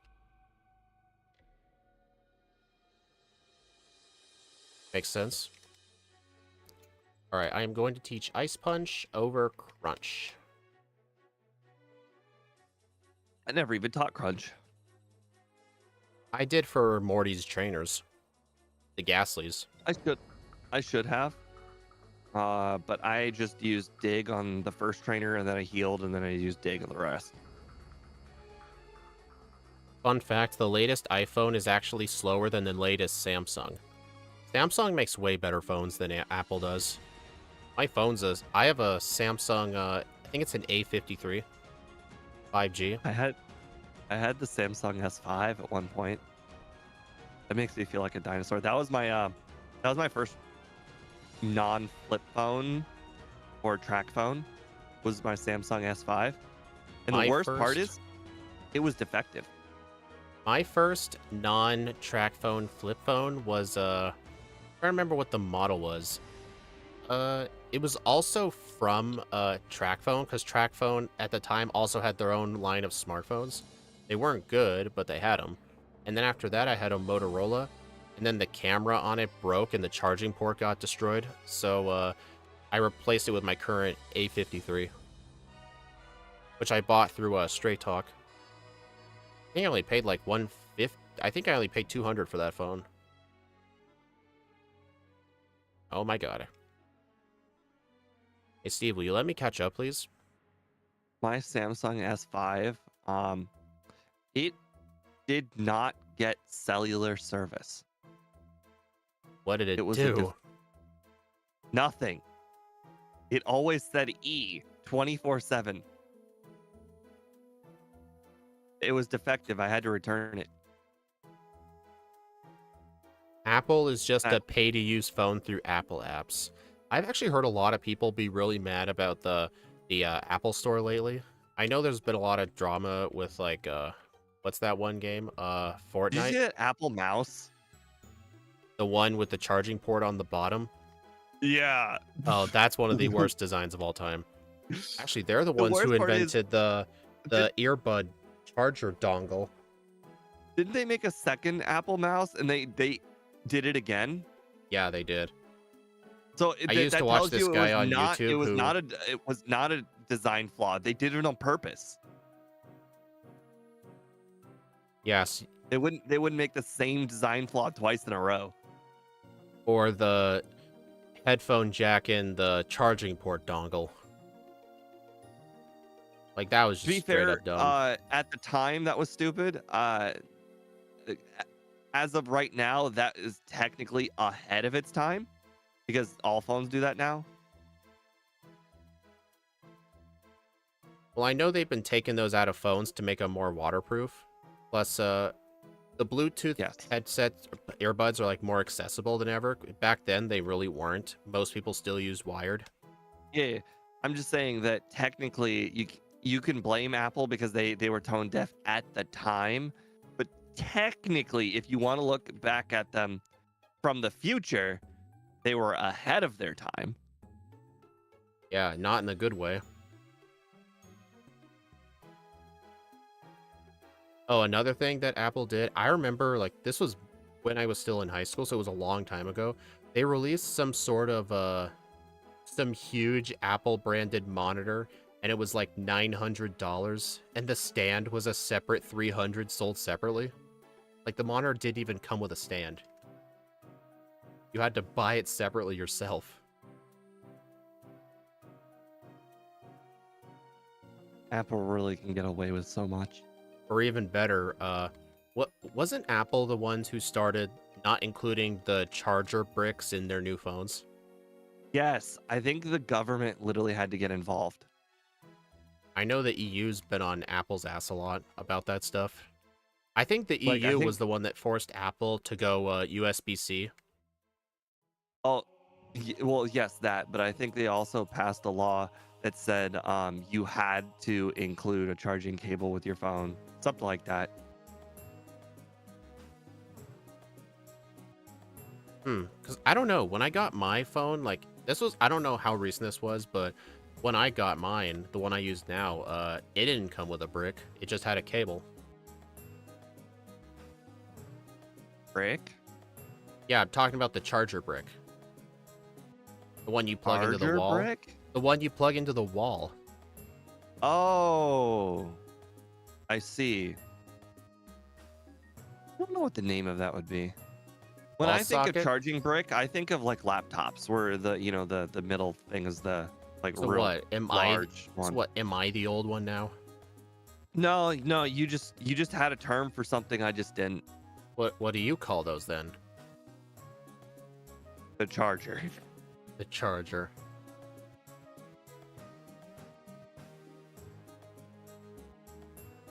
I did get one reset on Jasmine because, unfortunately, Ice Punch is a 3-shot, and she just never missed Iron Tail once. That is true. I see how that could have happened to me, but she did get one miss. I have 6 resets right now. Actually, wait, no, that's not right. Interesting. Actually, that should be at 4 resets. There we go.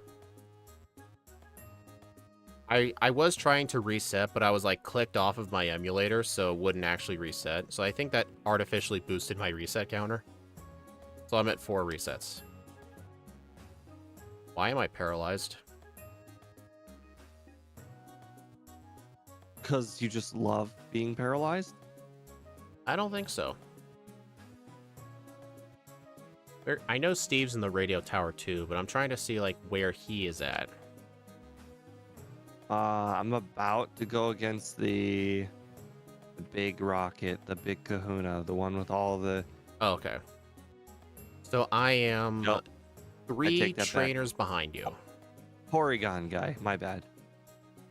I'm 2 or 3 trainers behind you now. Then again, I just might did be a use bit an ahead. ether, though. I might be a bit ahead because I did actually get some rare candies when I was flying around earlier, and I know you'll I have to did do not. that. I don't ever do that until after I have the Dratini. I don't know. It's just the I way I feel like did it's a things. it just feel like it's a complete waste of time if if I can't get all of them in a row all at once. I understand that.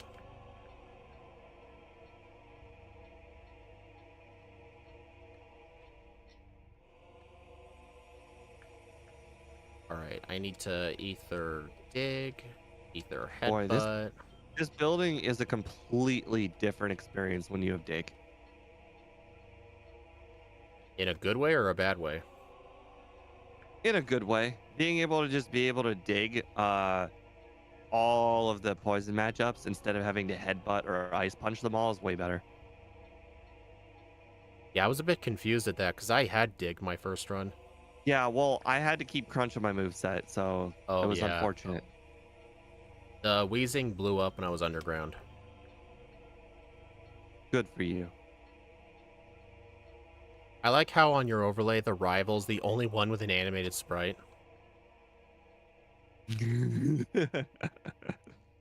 We had to use the still images because we had no idea if the animated ones would work, but I guess when downloading them all, Steve downloaded the animated one instead by mistake.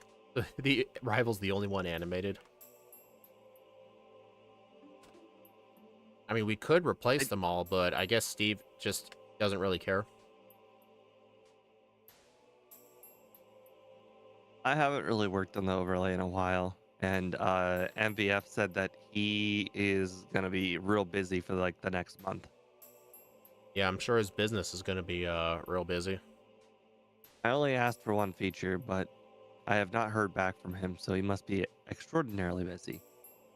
I was hoping to get a feature where I can turn up and down the death counter for the Nuzlocks because I have a glitch where if something dies, obviously it counts as a death like usual.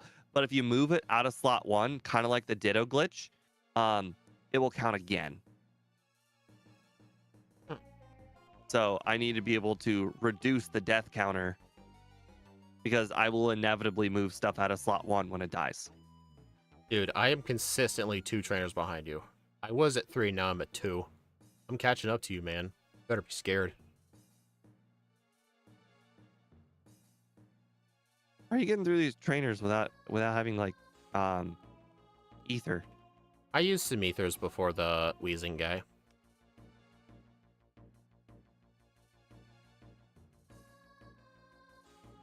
Looks like you're fighting the second to last rocket run before the director. I am just fighting the girl rocket that blocks the door. I'm coming to you, man. Can you imagine if Steve somehow keeps his lead the whole time? I can actually say that Faulkner cost me the run. What do you mean imagine? This literally happened to me last run with you. You kept the 40-second lead all the way up to red.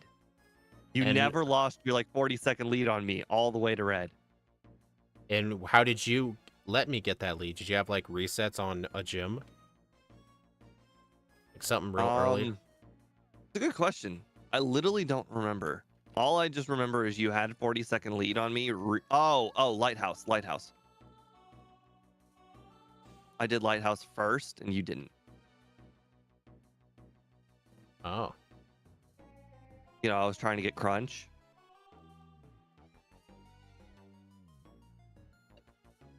I thought we were talking about a different run.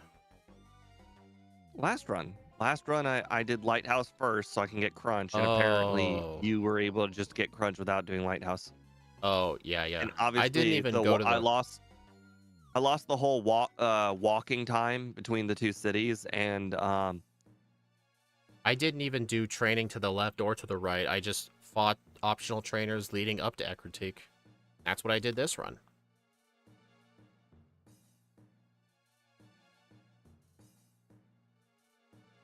Hey, Steve, you just beat that Houndoom guy. I am fighting him right now. Congrats. I'm coming for you, man. Now I'm only 1 trainer behind. I don't even understand how. I didn't even do any of that wrong. Didn't we both agree that my overworld is better than yours, but your menuing is better? Well, I'm sorry, but we were in an enclosed building. How in the world could your overworlding save you time in an enclosed building with barely any turns? Who knows? But it's okay, though. The bike shop called me. We're good. Oh, God. I had the bike ship call literally in my first time in Olivine. You're going to gain a little bit of time on me. I just realized before I went in Ice Cave, I completely forgot super repels. Oh, well, there's some time. Fortunately, I didn't go in the cave yet. But I had to fly to Olivine, now I have to go back. Oh, I didn't get the PP up. Well, that could end up being devastating. Well, the time gain I gained in the tower is all gone now. Hey, you can gain even more time if you get that PP up.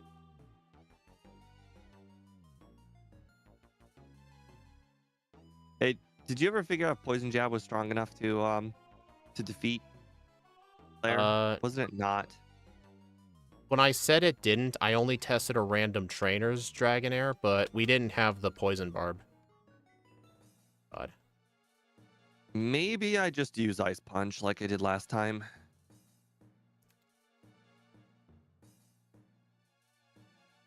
I just don't know if it'll work because I think I'm a lower level than last time, but I also had the better poison move last time. I had Sludge Bomb last time.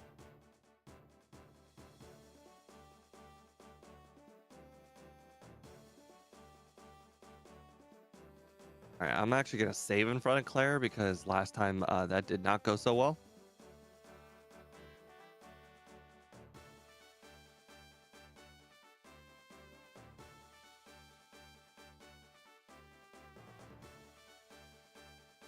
That one as expected. All right, so it looks like Ice Punch is one-shotting, so that's good to know. Okay, Claire was fine with Poison Jab. She didn't All right. use Smoke Screen, so it went even more smooth this time than it did last time. All right, I'm fighting Claire right now. Dang, if I didn't do that dumb screw-up with the Super Repels, I'd probably be tied with you right now. That's not a screw up. You have to do that every run. That was the time save that you had on me that you didn't know. That's not a screw up. That's a regular thing. You just saved time. Well, I walked up to the cave, realized I didn't have the repels, then I flew away and had to walk back to the cave again. I understand, but you're framing it like it's a time loss. No, you just never lost the time to begin with. It cost me time to buy them. So you gained that time and just what do you call it? What do you call it when you bank something and then you do it later? I have no idea. Yeah, I can't remember what it's called. But essentially you pushed it off to later. So you were closer than you actually were to me. Okay, that makes sense. You're probably closer to me though, because I haven't done the rare candies yet, and you have. Yeah. Well, I didn't do all the rare candies, but I did get the Mount. The only candy I haven't really gotten yet that I got this last time was the Mount Mortar candy. So I think I will go get that. Oh, I'm 100% getting that one. That one got me to level 70. That one and did I plan too. on doing the exact same amount of training this time as I did last time. So on the bright house that don't need the lighthouse candy. I forget fishermen can see you while you're surfing. I forget they can do that. Although the lighthouse candy wouldn't be that bad to get. There's a PP up over there for Belch. I forgot the Dratini. Well, I was so focused on trying to get ahead of you that I completely forgot. That is completely on you, and that is, in fact, a time loss. Or gain, then loss. However you want to look at it. I hate this Dratini. Well, maybe you should make Side Duck part of your regular routing. Don't tempt me. You know what? To try and make up for lost time, I'm not getting that Mount Mortar candy. Okay. No, I just battled a trainer. Oh god, and they have an Espeon. Please kill him. Please kill him. It's okay. I did kill him. You're right. Thank you for the words of inspiration. I was talking to the Espeon. Well, oh god, I battled another trainer. What is wrong with me? Dang it. Dude, you jinxed it. I battled the Bulbasaur girl. Apparently, my brain decided we're training, and I guess we're training.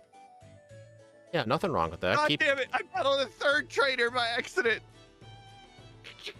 Thanks, man. I appreciate this. I'm blowing this so hard. Maybe I was trying to get to level 48 for Sludge Bob subconsciously. I think I'm tied with you right now.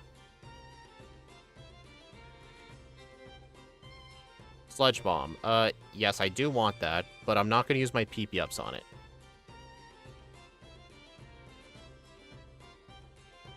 Why not?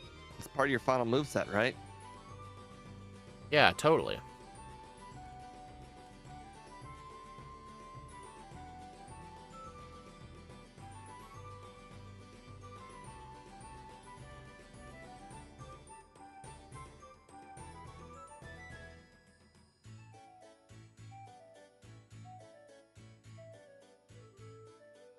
Might be a higher level than I was last time. I don't remember.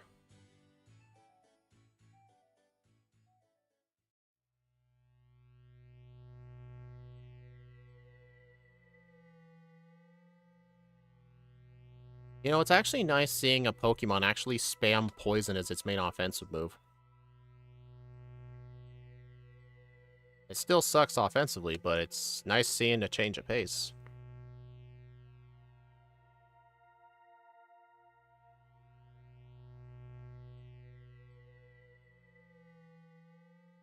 I think I'm ahead of Steve now, actually. But I don't know. I think the YouTube stream has like a 5-second delay, so I have no idea. We might just be tied. Oh god, I wasn't supposed to use Ice Punch on Zatu, was I? Oh, geez. The Slowbro hit me with, It hit me with Psychic, and I lived at like 11 HP, but then the Zatu used Quick Attack. At least you lived. I didn't. I saw that. At least you lived. Now that I know it's not a one-shot, I'm actually gonna go headbutt on turn 1. I'm gonna do that too. No! Why? Huh, Zatu didn't use Quick Attack this time. What the heck? Why are you living? We're the same level. What did we do on that Slowbro last time? Because it was never an issue. I had Crunch last time. Oh, Slowbro? Doesn't Slowbro have way more defense than special defense? But why are you living? I have been one-shot by this Slowbro 3 times now. I'm level 50. Wait. You were not level 50 at the time. Oh. Okay, I just now lived. It was a range. You got really lucky range multiple times. Oh, Quick Attack! Yeah, that's what happened to me. Yeah, but at least you... Great, I've been Falconered. I think both of us just got really lucky on the first attempt at Will, that we never knew he was a problem. I was not lucky at Will. Mine went exactly as planned.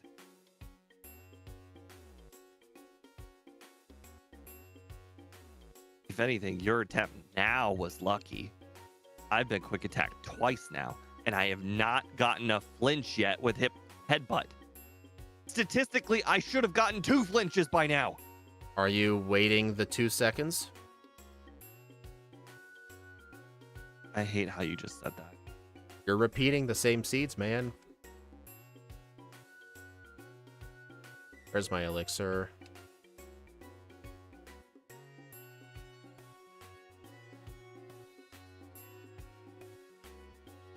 I've been Quick Attacked 3 times now. You got lucky. I don't even understand how the Zatu didn't Quick Attack you. On the second time, I have no idea. Maybe I was at higher health. I was at 17 HP remaining, but I saw you were at like 9. Did they remove the flinch chance? What is happening right now? I've been flinched. I've been Quick Attacked 4 times and still no flinches.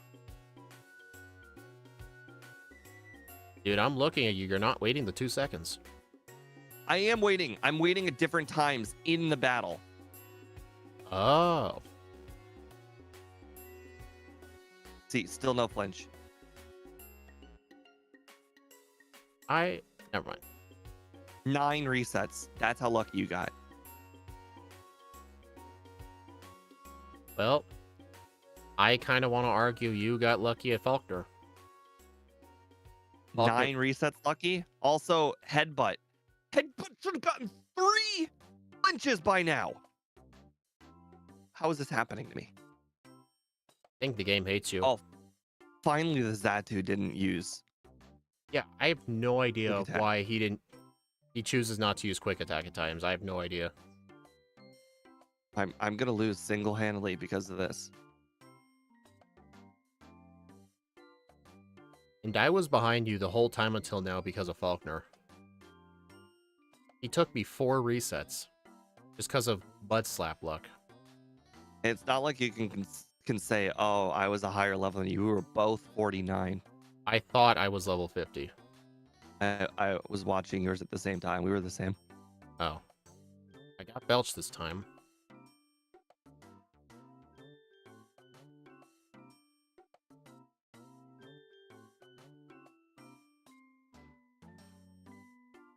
You know, now that I know how the the double team in this game is not as good as it is in the previous game. It kind of makes it understandable how in the world I'm able to hit the Crobat so easily in like every single run, even though it uses a double team every single run. Right. Yeah, double team and stand attack were nerfed in Gen 2.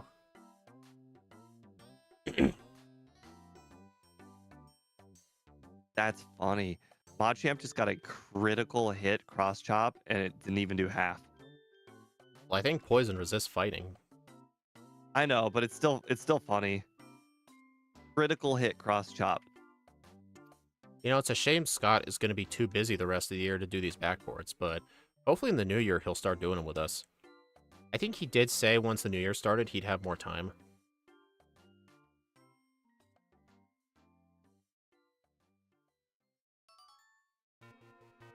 Well, that was lucky. I just got a sand attack miss and a stun spore miss. Do I think they were both relevant to me winning or losing? Probably not. But do I feel good that they happened? Yes.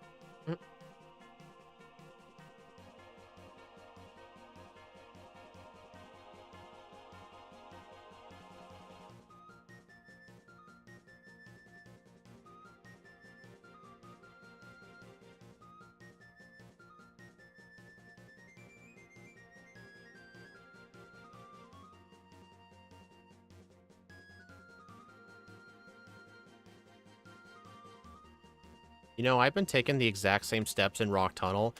My Super Repel ran out on the same tile 2 runs in a row.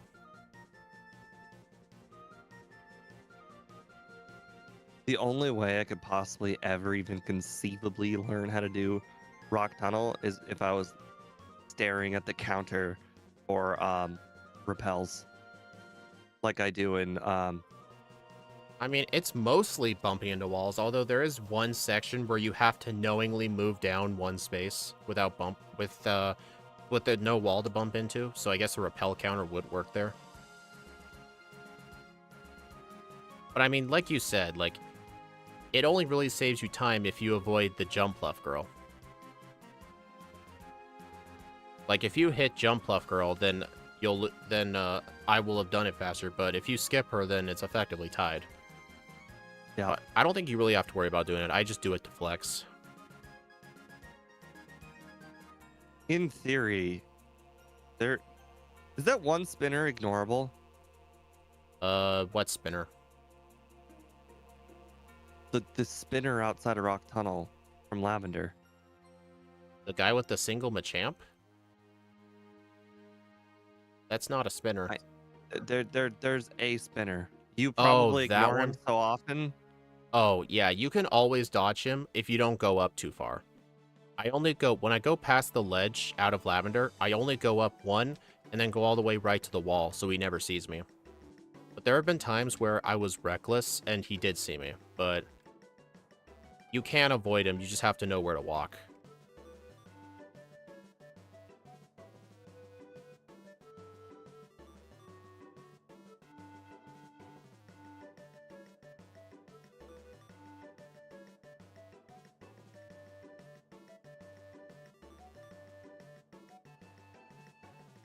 I really wish the overlay would show me the power of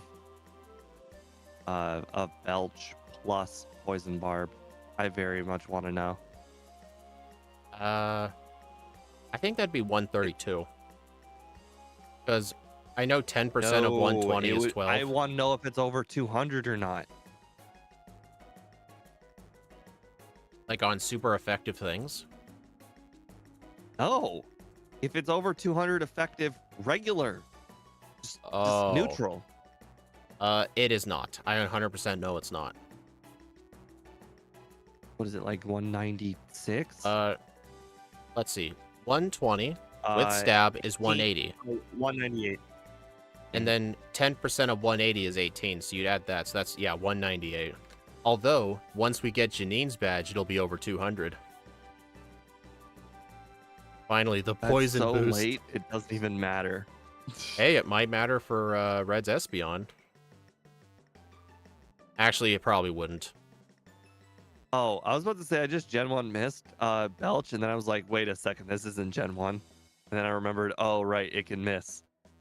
It's a 90% move. Yeah, I know, but it doesn't, you know, it just doesn't feel like it should be. But it is. I could have swore I had a repel up.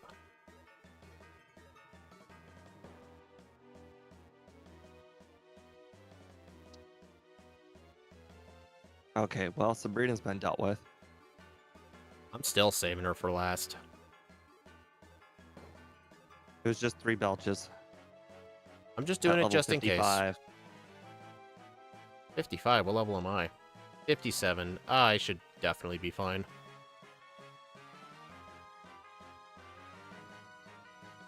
Hey, at least our fighting type makes us only neutral to Earthquake. Because the Quagsire hit me with it and it only did a third. If I was weak to it, that would have done a lot more.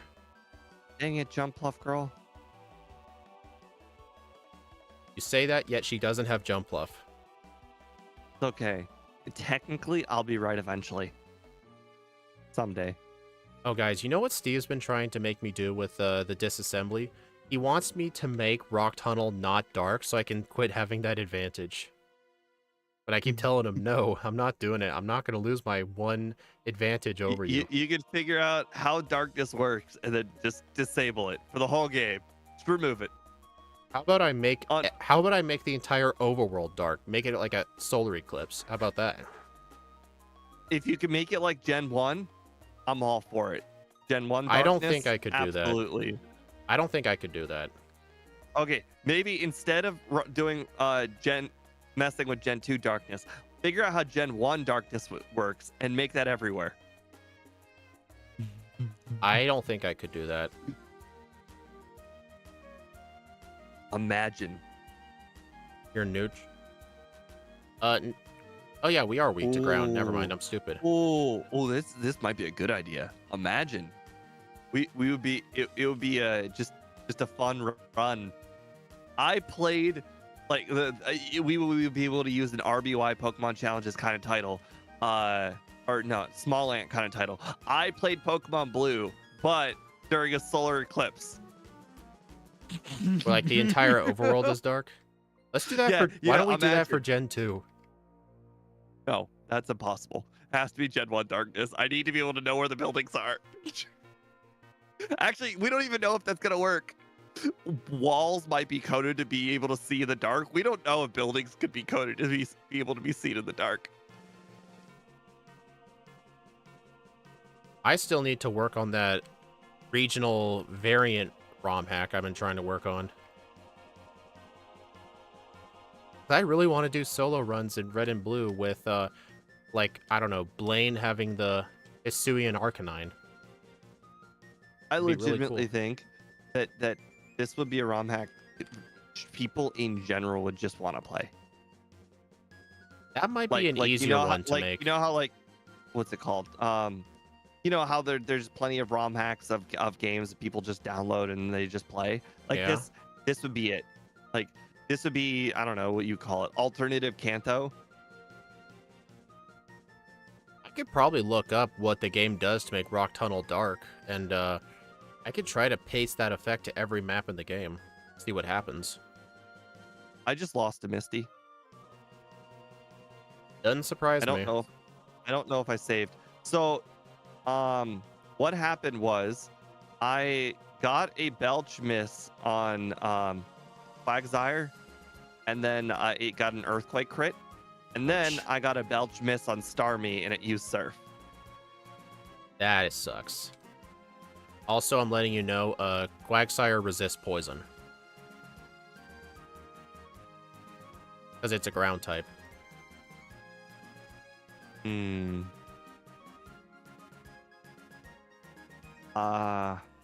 Actually, you know what? Resisted Belch, same power as Earthquake, basically. 198 divided by 2 is 99 versus 100 of Earthquake. Basically the same power. Hey, hey, Janine, I would like my poison type badge boost, please. Aw, thanks. Now Belch is over 200.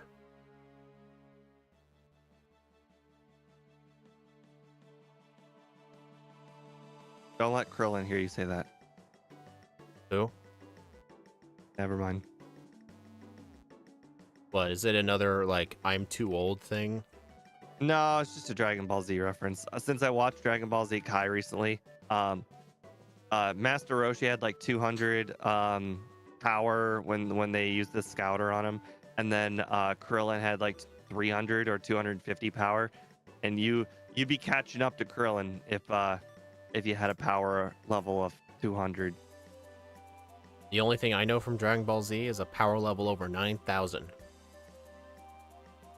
Interestingly enough, I watched the show recently, and he said 8,000. I'm pretty sure there's a scene where somebody in that show says 9,000. Yeah, I know. I know the meme. You know, they actually referenced that meme in a Pokemon game. I understand. I understand. It's a very, very well-known meme, like arrow to the knee. But I just watched the show. He said 8,000. To be fair, they might have changed it for Dragon Ball Z Kai, but he said 8,000.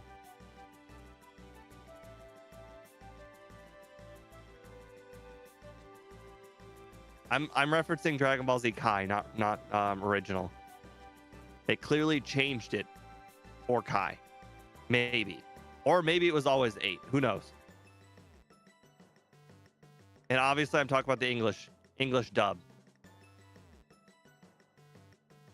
I don't listen to Japanese crap for my animes. What, you don't want to read during your shows? Correct. I watch entertainment to watch entertainment. I don't watch entertainment to read entertainment. Right. I've only done that once. And that was for Bruce Lee TV show. I had to read the show because it was in Chinese.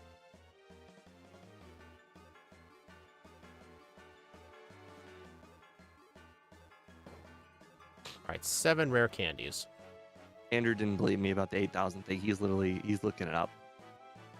I literally watched the show a week ago. I know it said 8,000.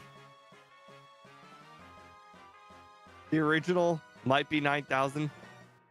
The dub, or maybe the Japanese is 9,000. I'm telling you, the English dub 8,000. I don't believe you.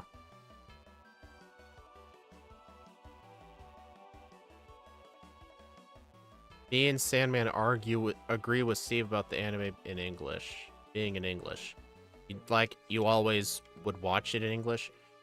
Like, for instance, I am really pissed off that there are articles in my Google Chrome timeline about the new Dragon Ball Z Daima or whatever it's called, because I don't want to alienate Dragon Ball Z content from my timeline, but I also don't want spoilers because I have to wait literal years or maybe a year for it to be dubbed in English.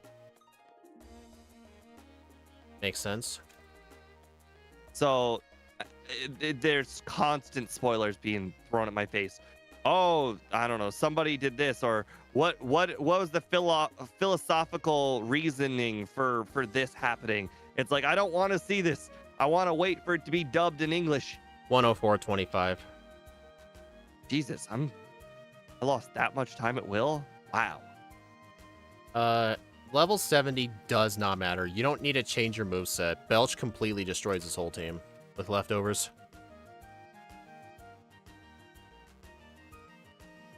Dude, my moveset is just Belch, Headbutt, Earthquake, and Ice Punch. This might be the first backboard we've ever done where we did red with no setup moves or rest. Actually, it looks like I'm about to lose to my original first run time. Oh, man.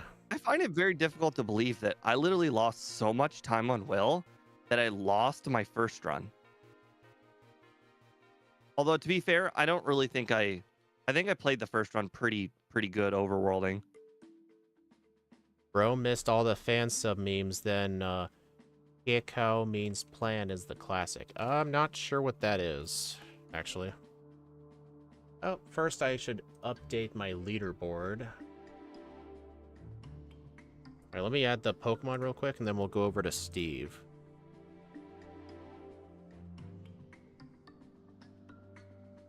This thing actually did really good. Honestly, Interesting. Belch Back to honestly back. kind of saved this thing, because if we had to use Sludge Bomb as for red, and we can't use Curse, then we would have needed a higher level.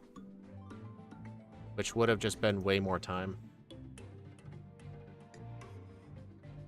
Alright, my game time was 4:06. Number 2. My real time was... If I first try red, I'm gonna save time, which is really unfortunate considering what happened at Will. My level was 70. Alright, let's go ahead and sort this. I'm just gonna take your word for it and not grab the last candy then. I actually did grab it to get 69, but I'm pretty sure 68 will still work. That's the thing. If I use all my candies, I will get to 71. Dang, Toxicroak didn't get top 10. It's at 13th place. It actually did better than Metagross did, surprisingly. Metagross is one of the very early ones we did. I don't know if that was like a skill issue back then, because that thing had a setup move. Maybe Toxicroak just didn't have to waste its time with setup? I don't know, but let's go take a look at Steve. Andrew Palmer has just reported something to me, but I will see it in a moment when I start the red battle. Impossible Steve 109.47. No, I think he can beat that. I went to watch a compilation of all the clips that say DBZ. What did he just say? Except for the Z Kai, do they say over 9,000? Oh, but that's not a result. All I'm telling you is okay. You know what? We can. I can settle this. Toxic no, I can't Road settle is. this. There's too many episodes. Toxic Road is faster, more crits, maybe. I'm not exactly sure what you mean by that. Toxic Road. I mean, we could have learned Toxic, but we didn't teach it. Okay. I beat my first time by 1 minute. That's just unfortunate. Oh, my thing was behind. 108.09. Good job. I never even saw you, because for some reason the YouTube end was a minute behind for me. Typo. Oops. Oh, that's okay.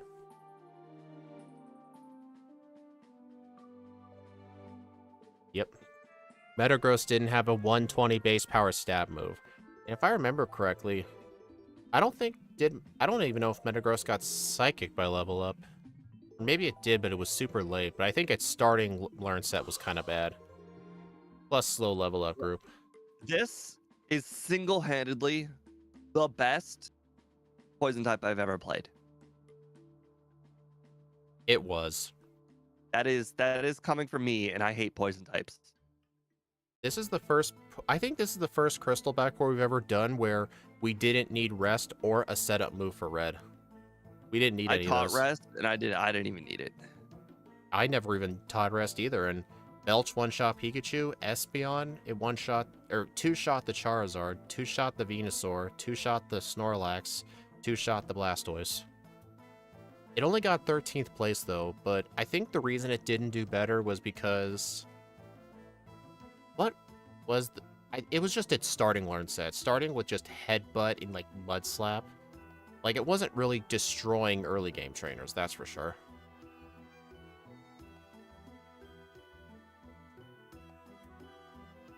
I see, starting in Gen 3, so everything I know earlier from challenge YouTubers. Ah, so you only know about stuff from Gen 3 onwards, which is effectively the more modern stuff. Okay. Yeah, Gen 1 and 2 is a completely different era. Anyway, thank y'all for watching. I do appreciate it. The next stream will be tomorrow. I don't know if Steve's going to do one tomorrow, but I will be doing a Fire Red Backport. I believe we are doing Weirdeer. So, that'll be an interesting run. I think it's a normal Psychic type. So, I'm kind of looking forward, because normal Psychic is a very, very good type combo. So we'll see. I will see you guys then.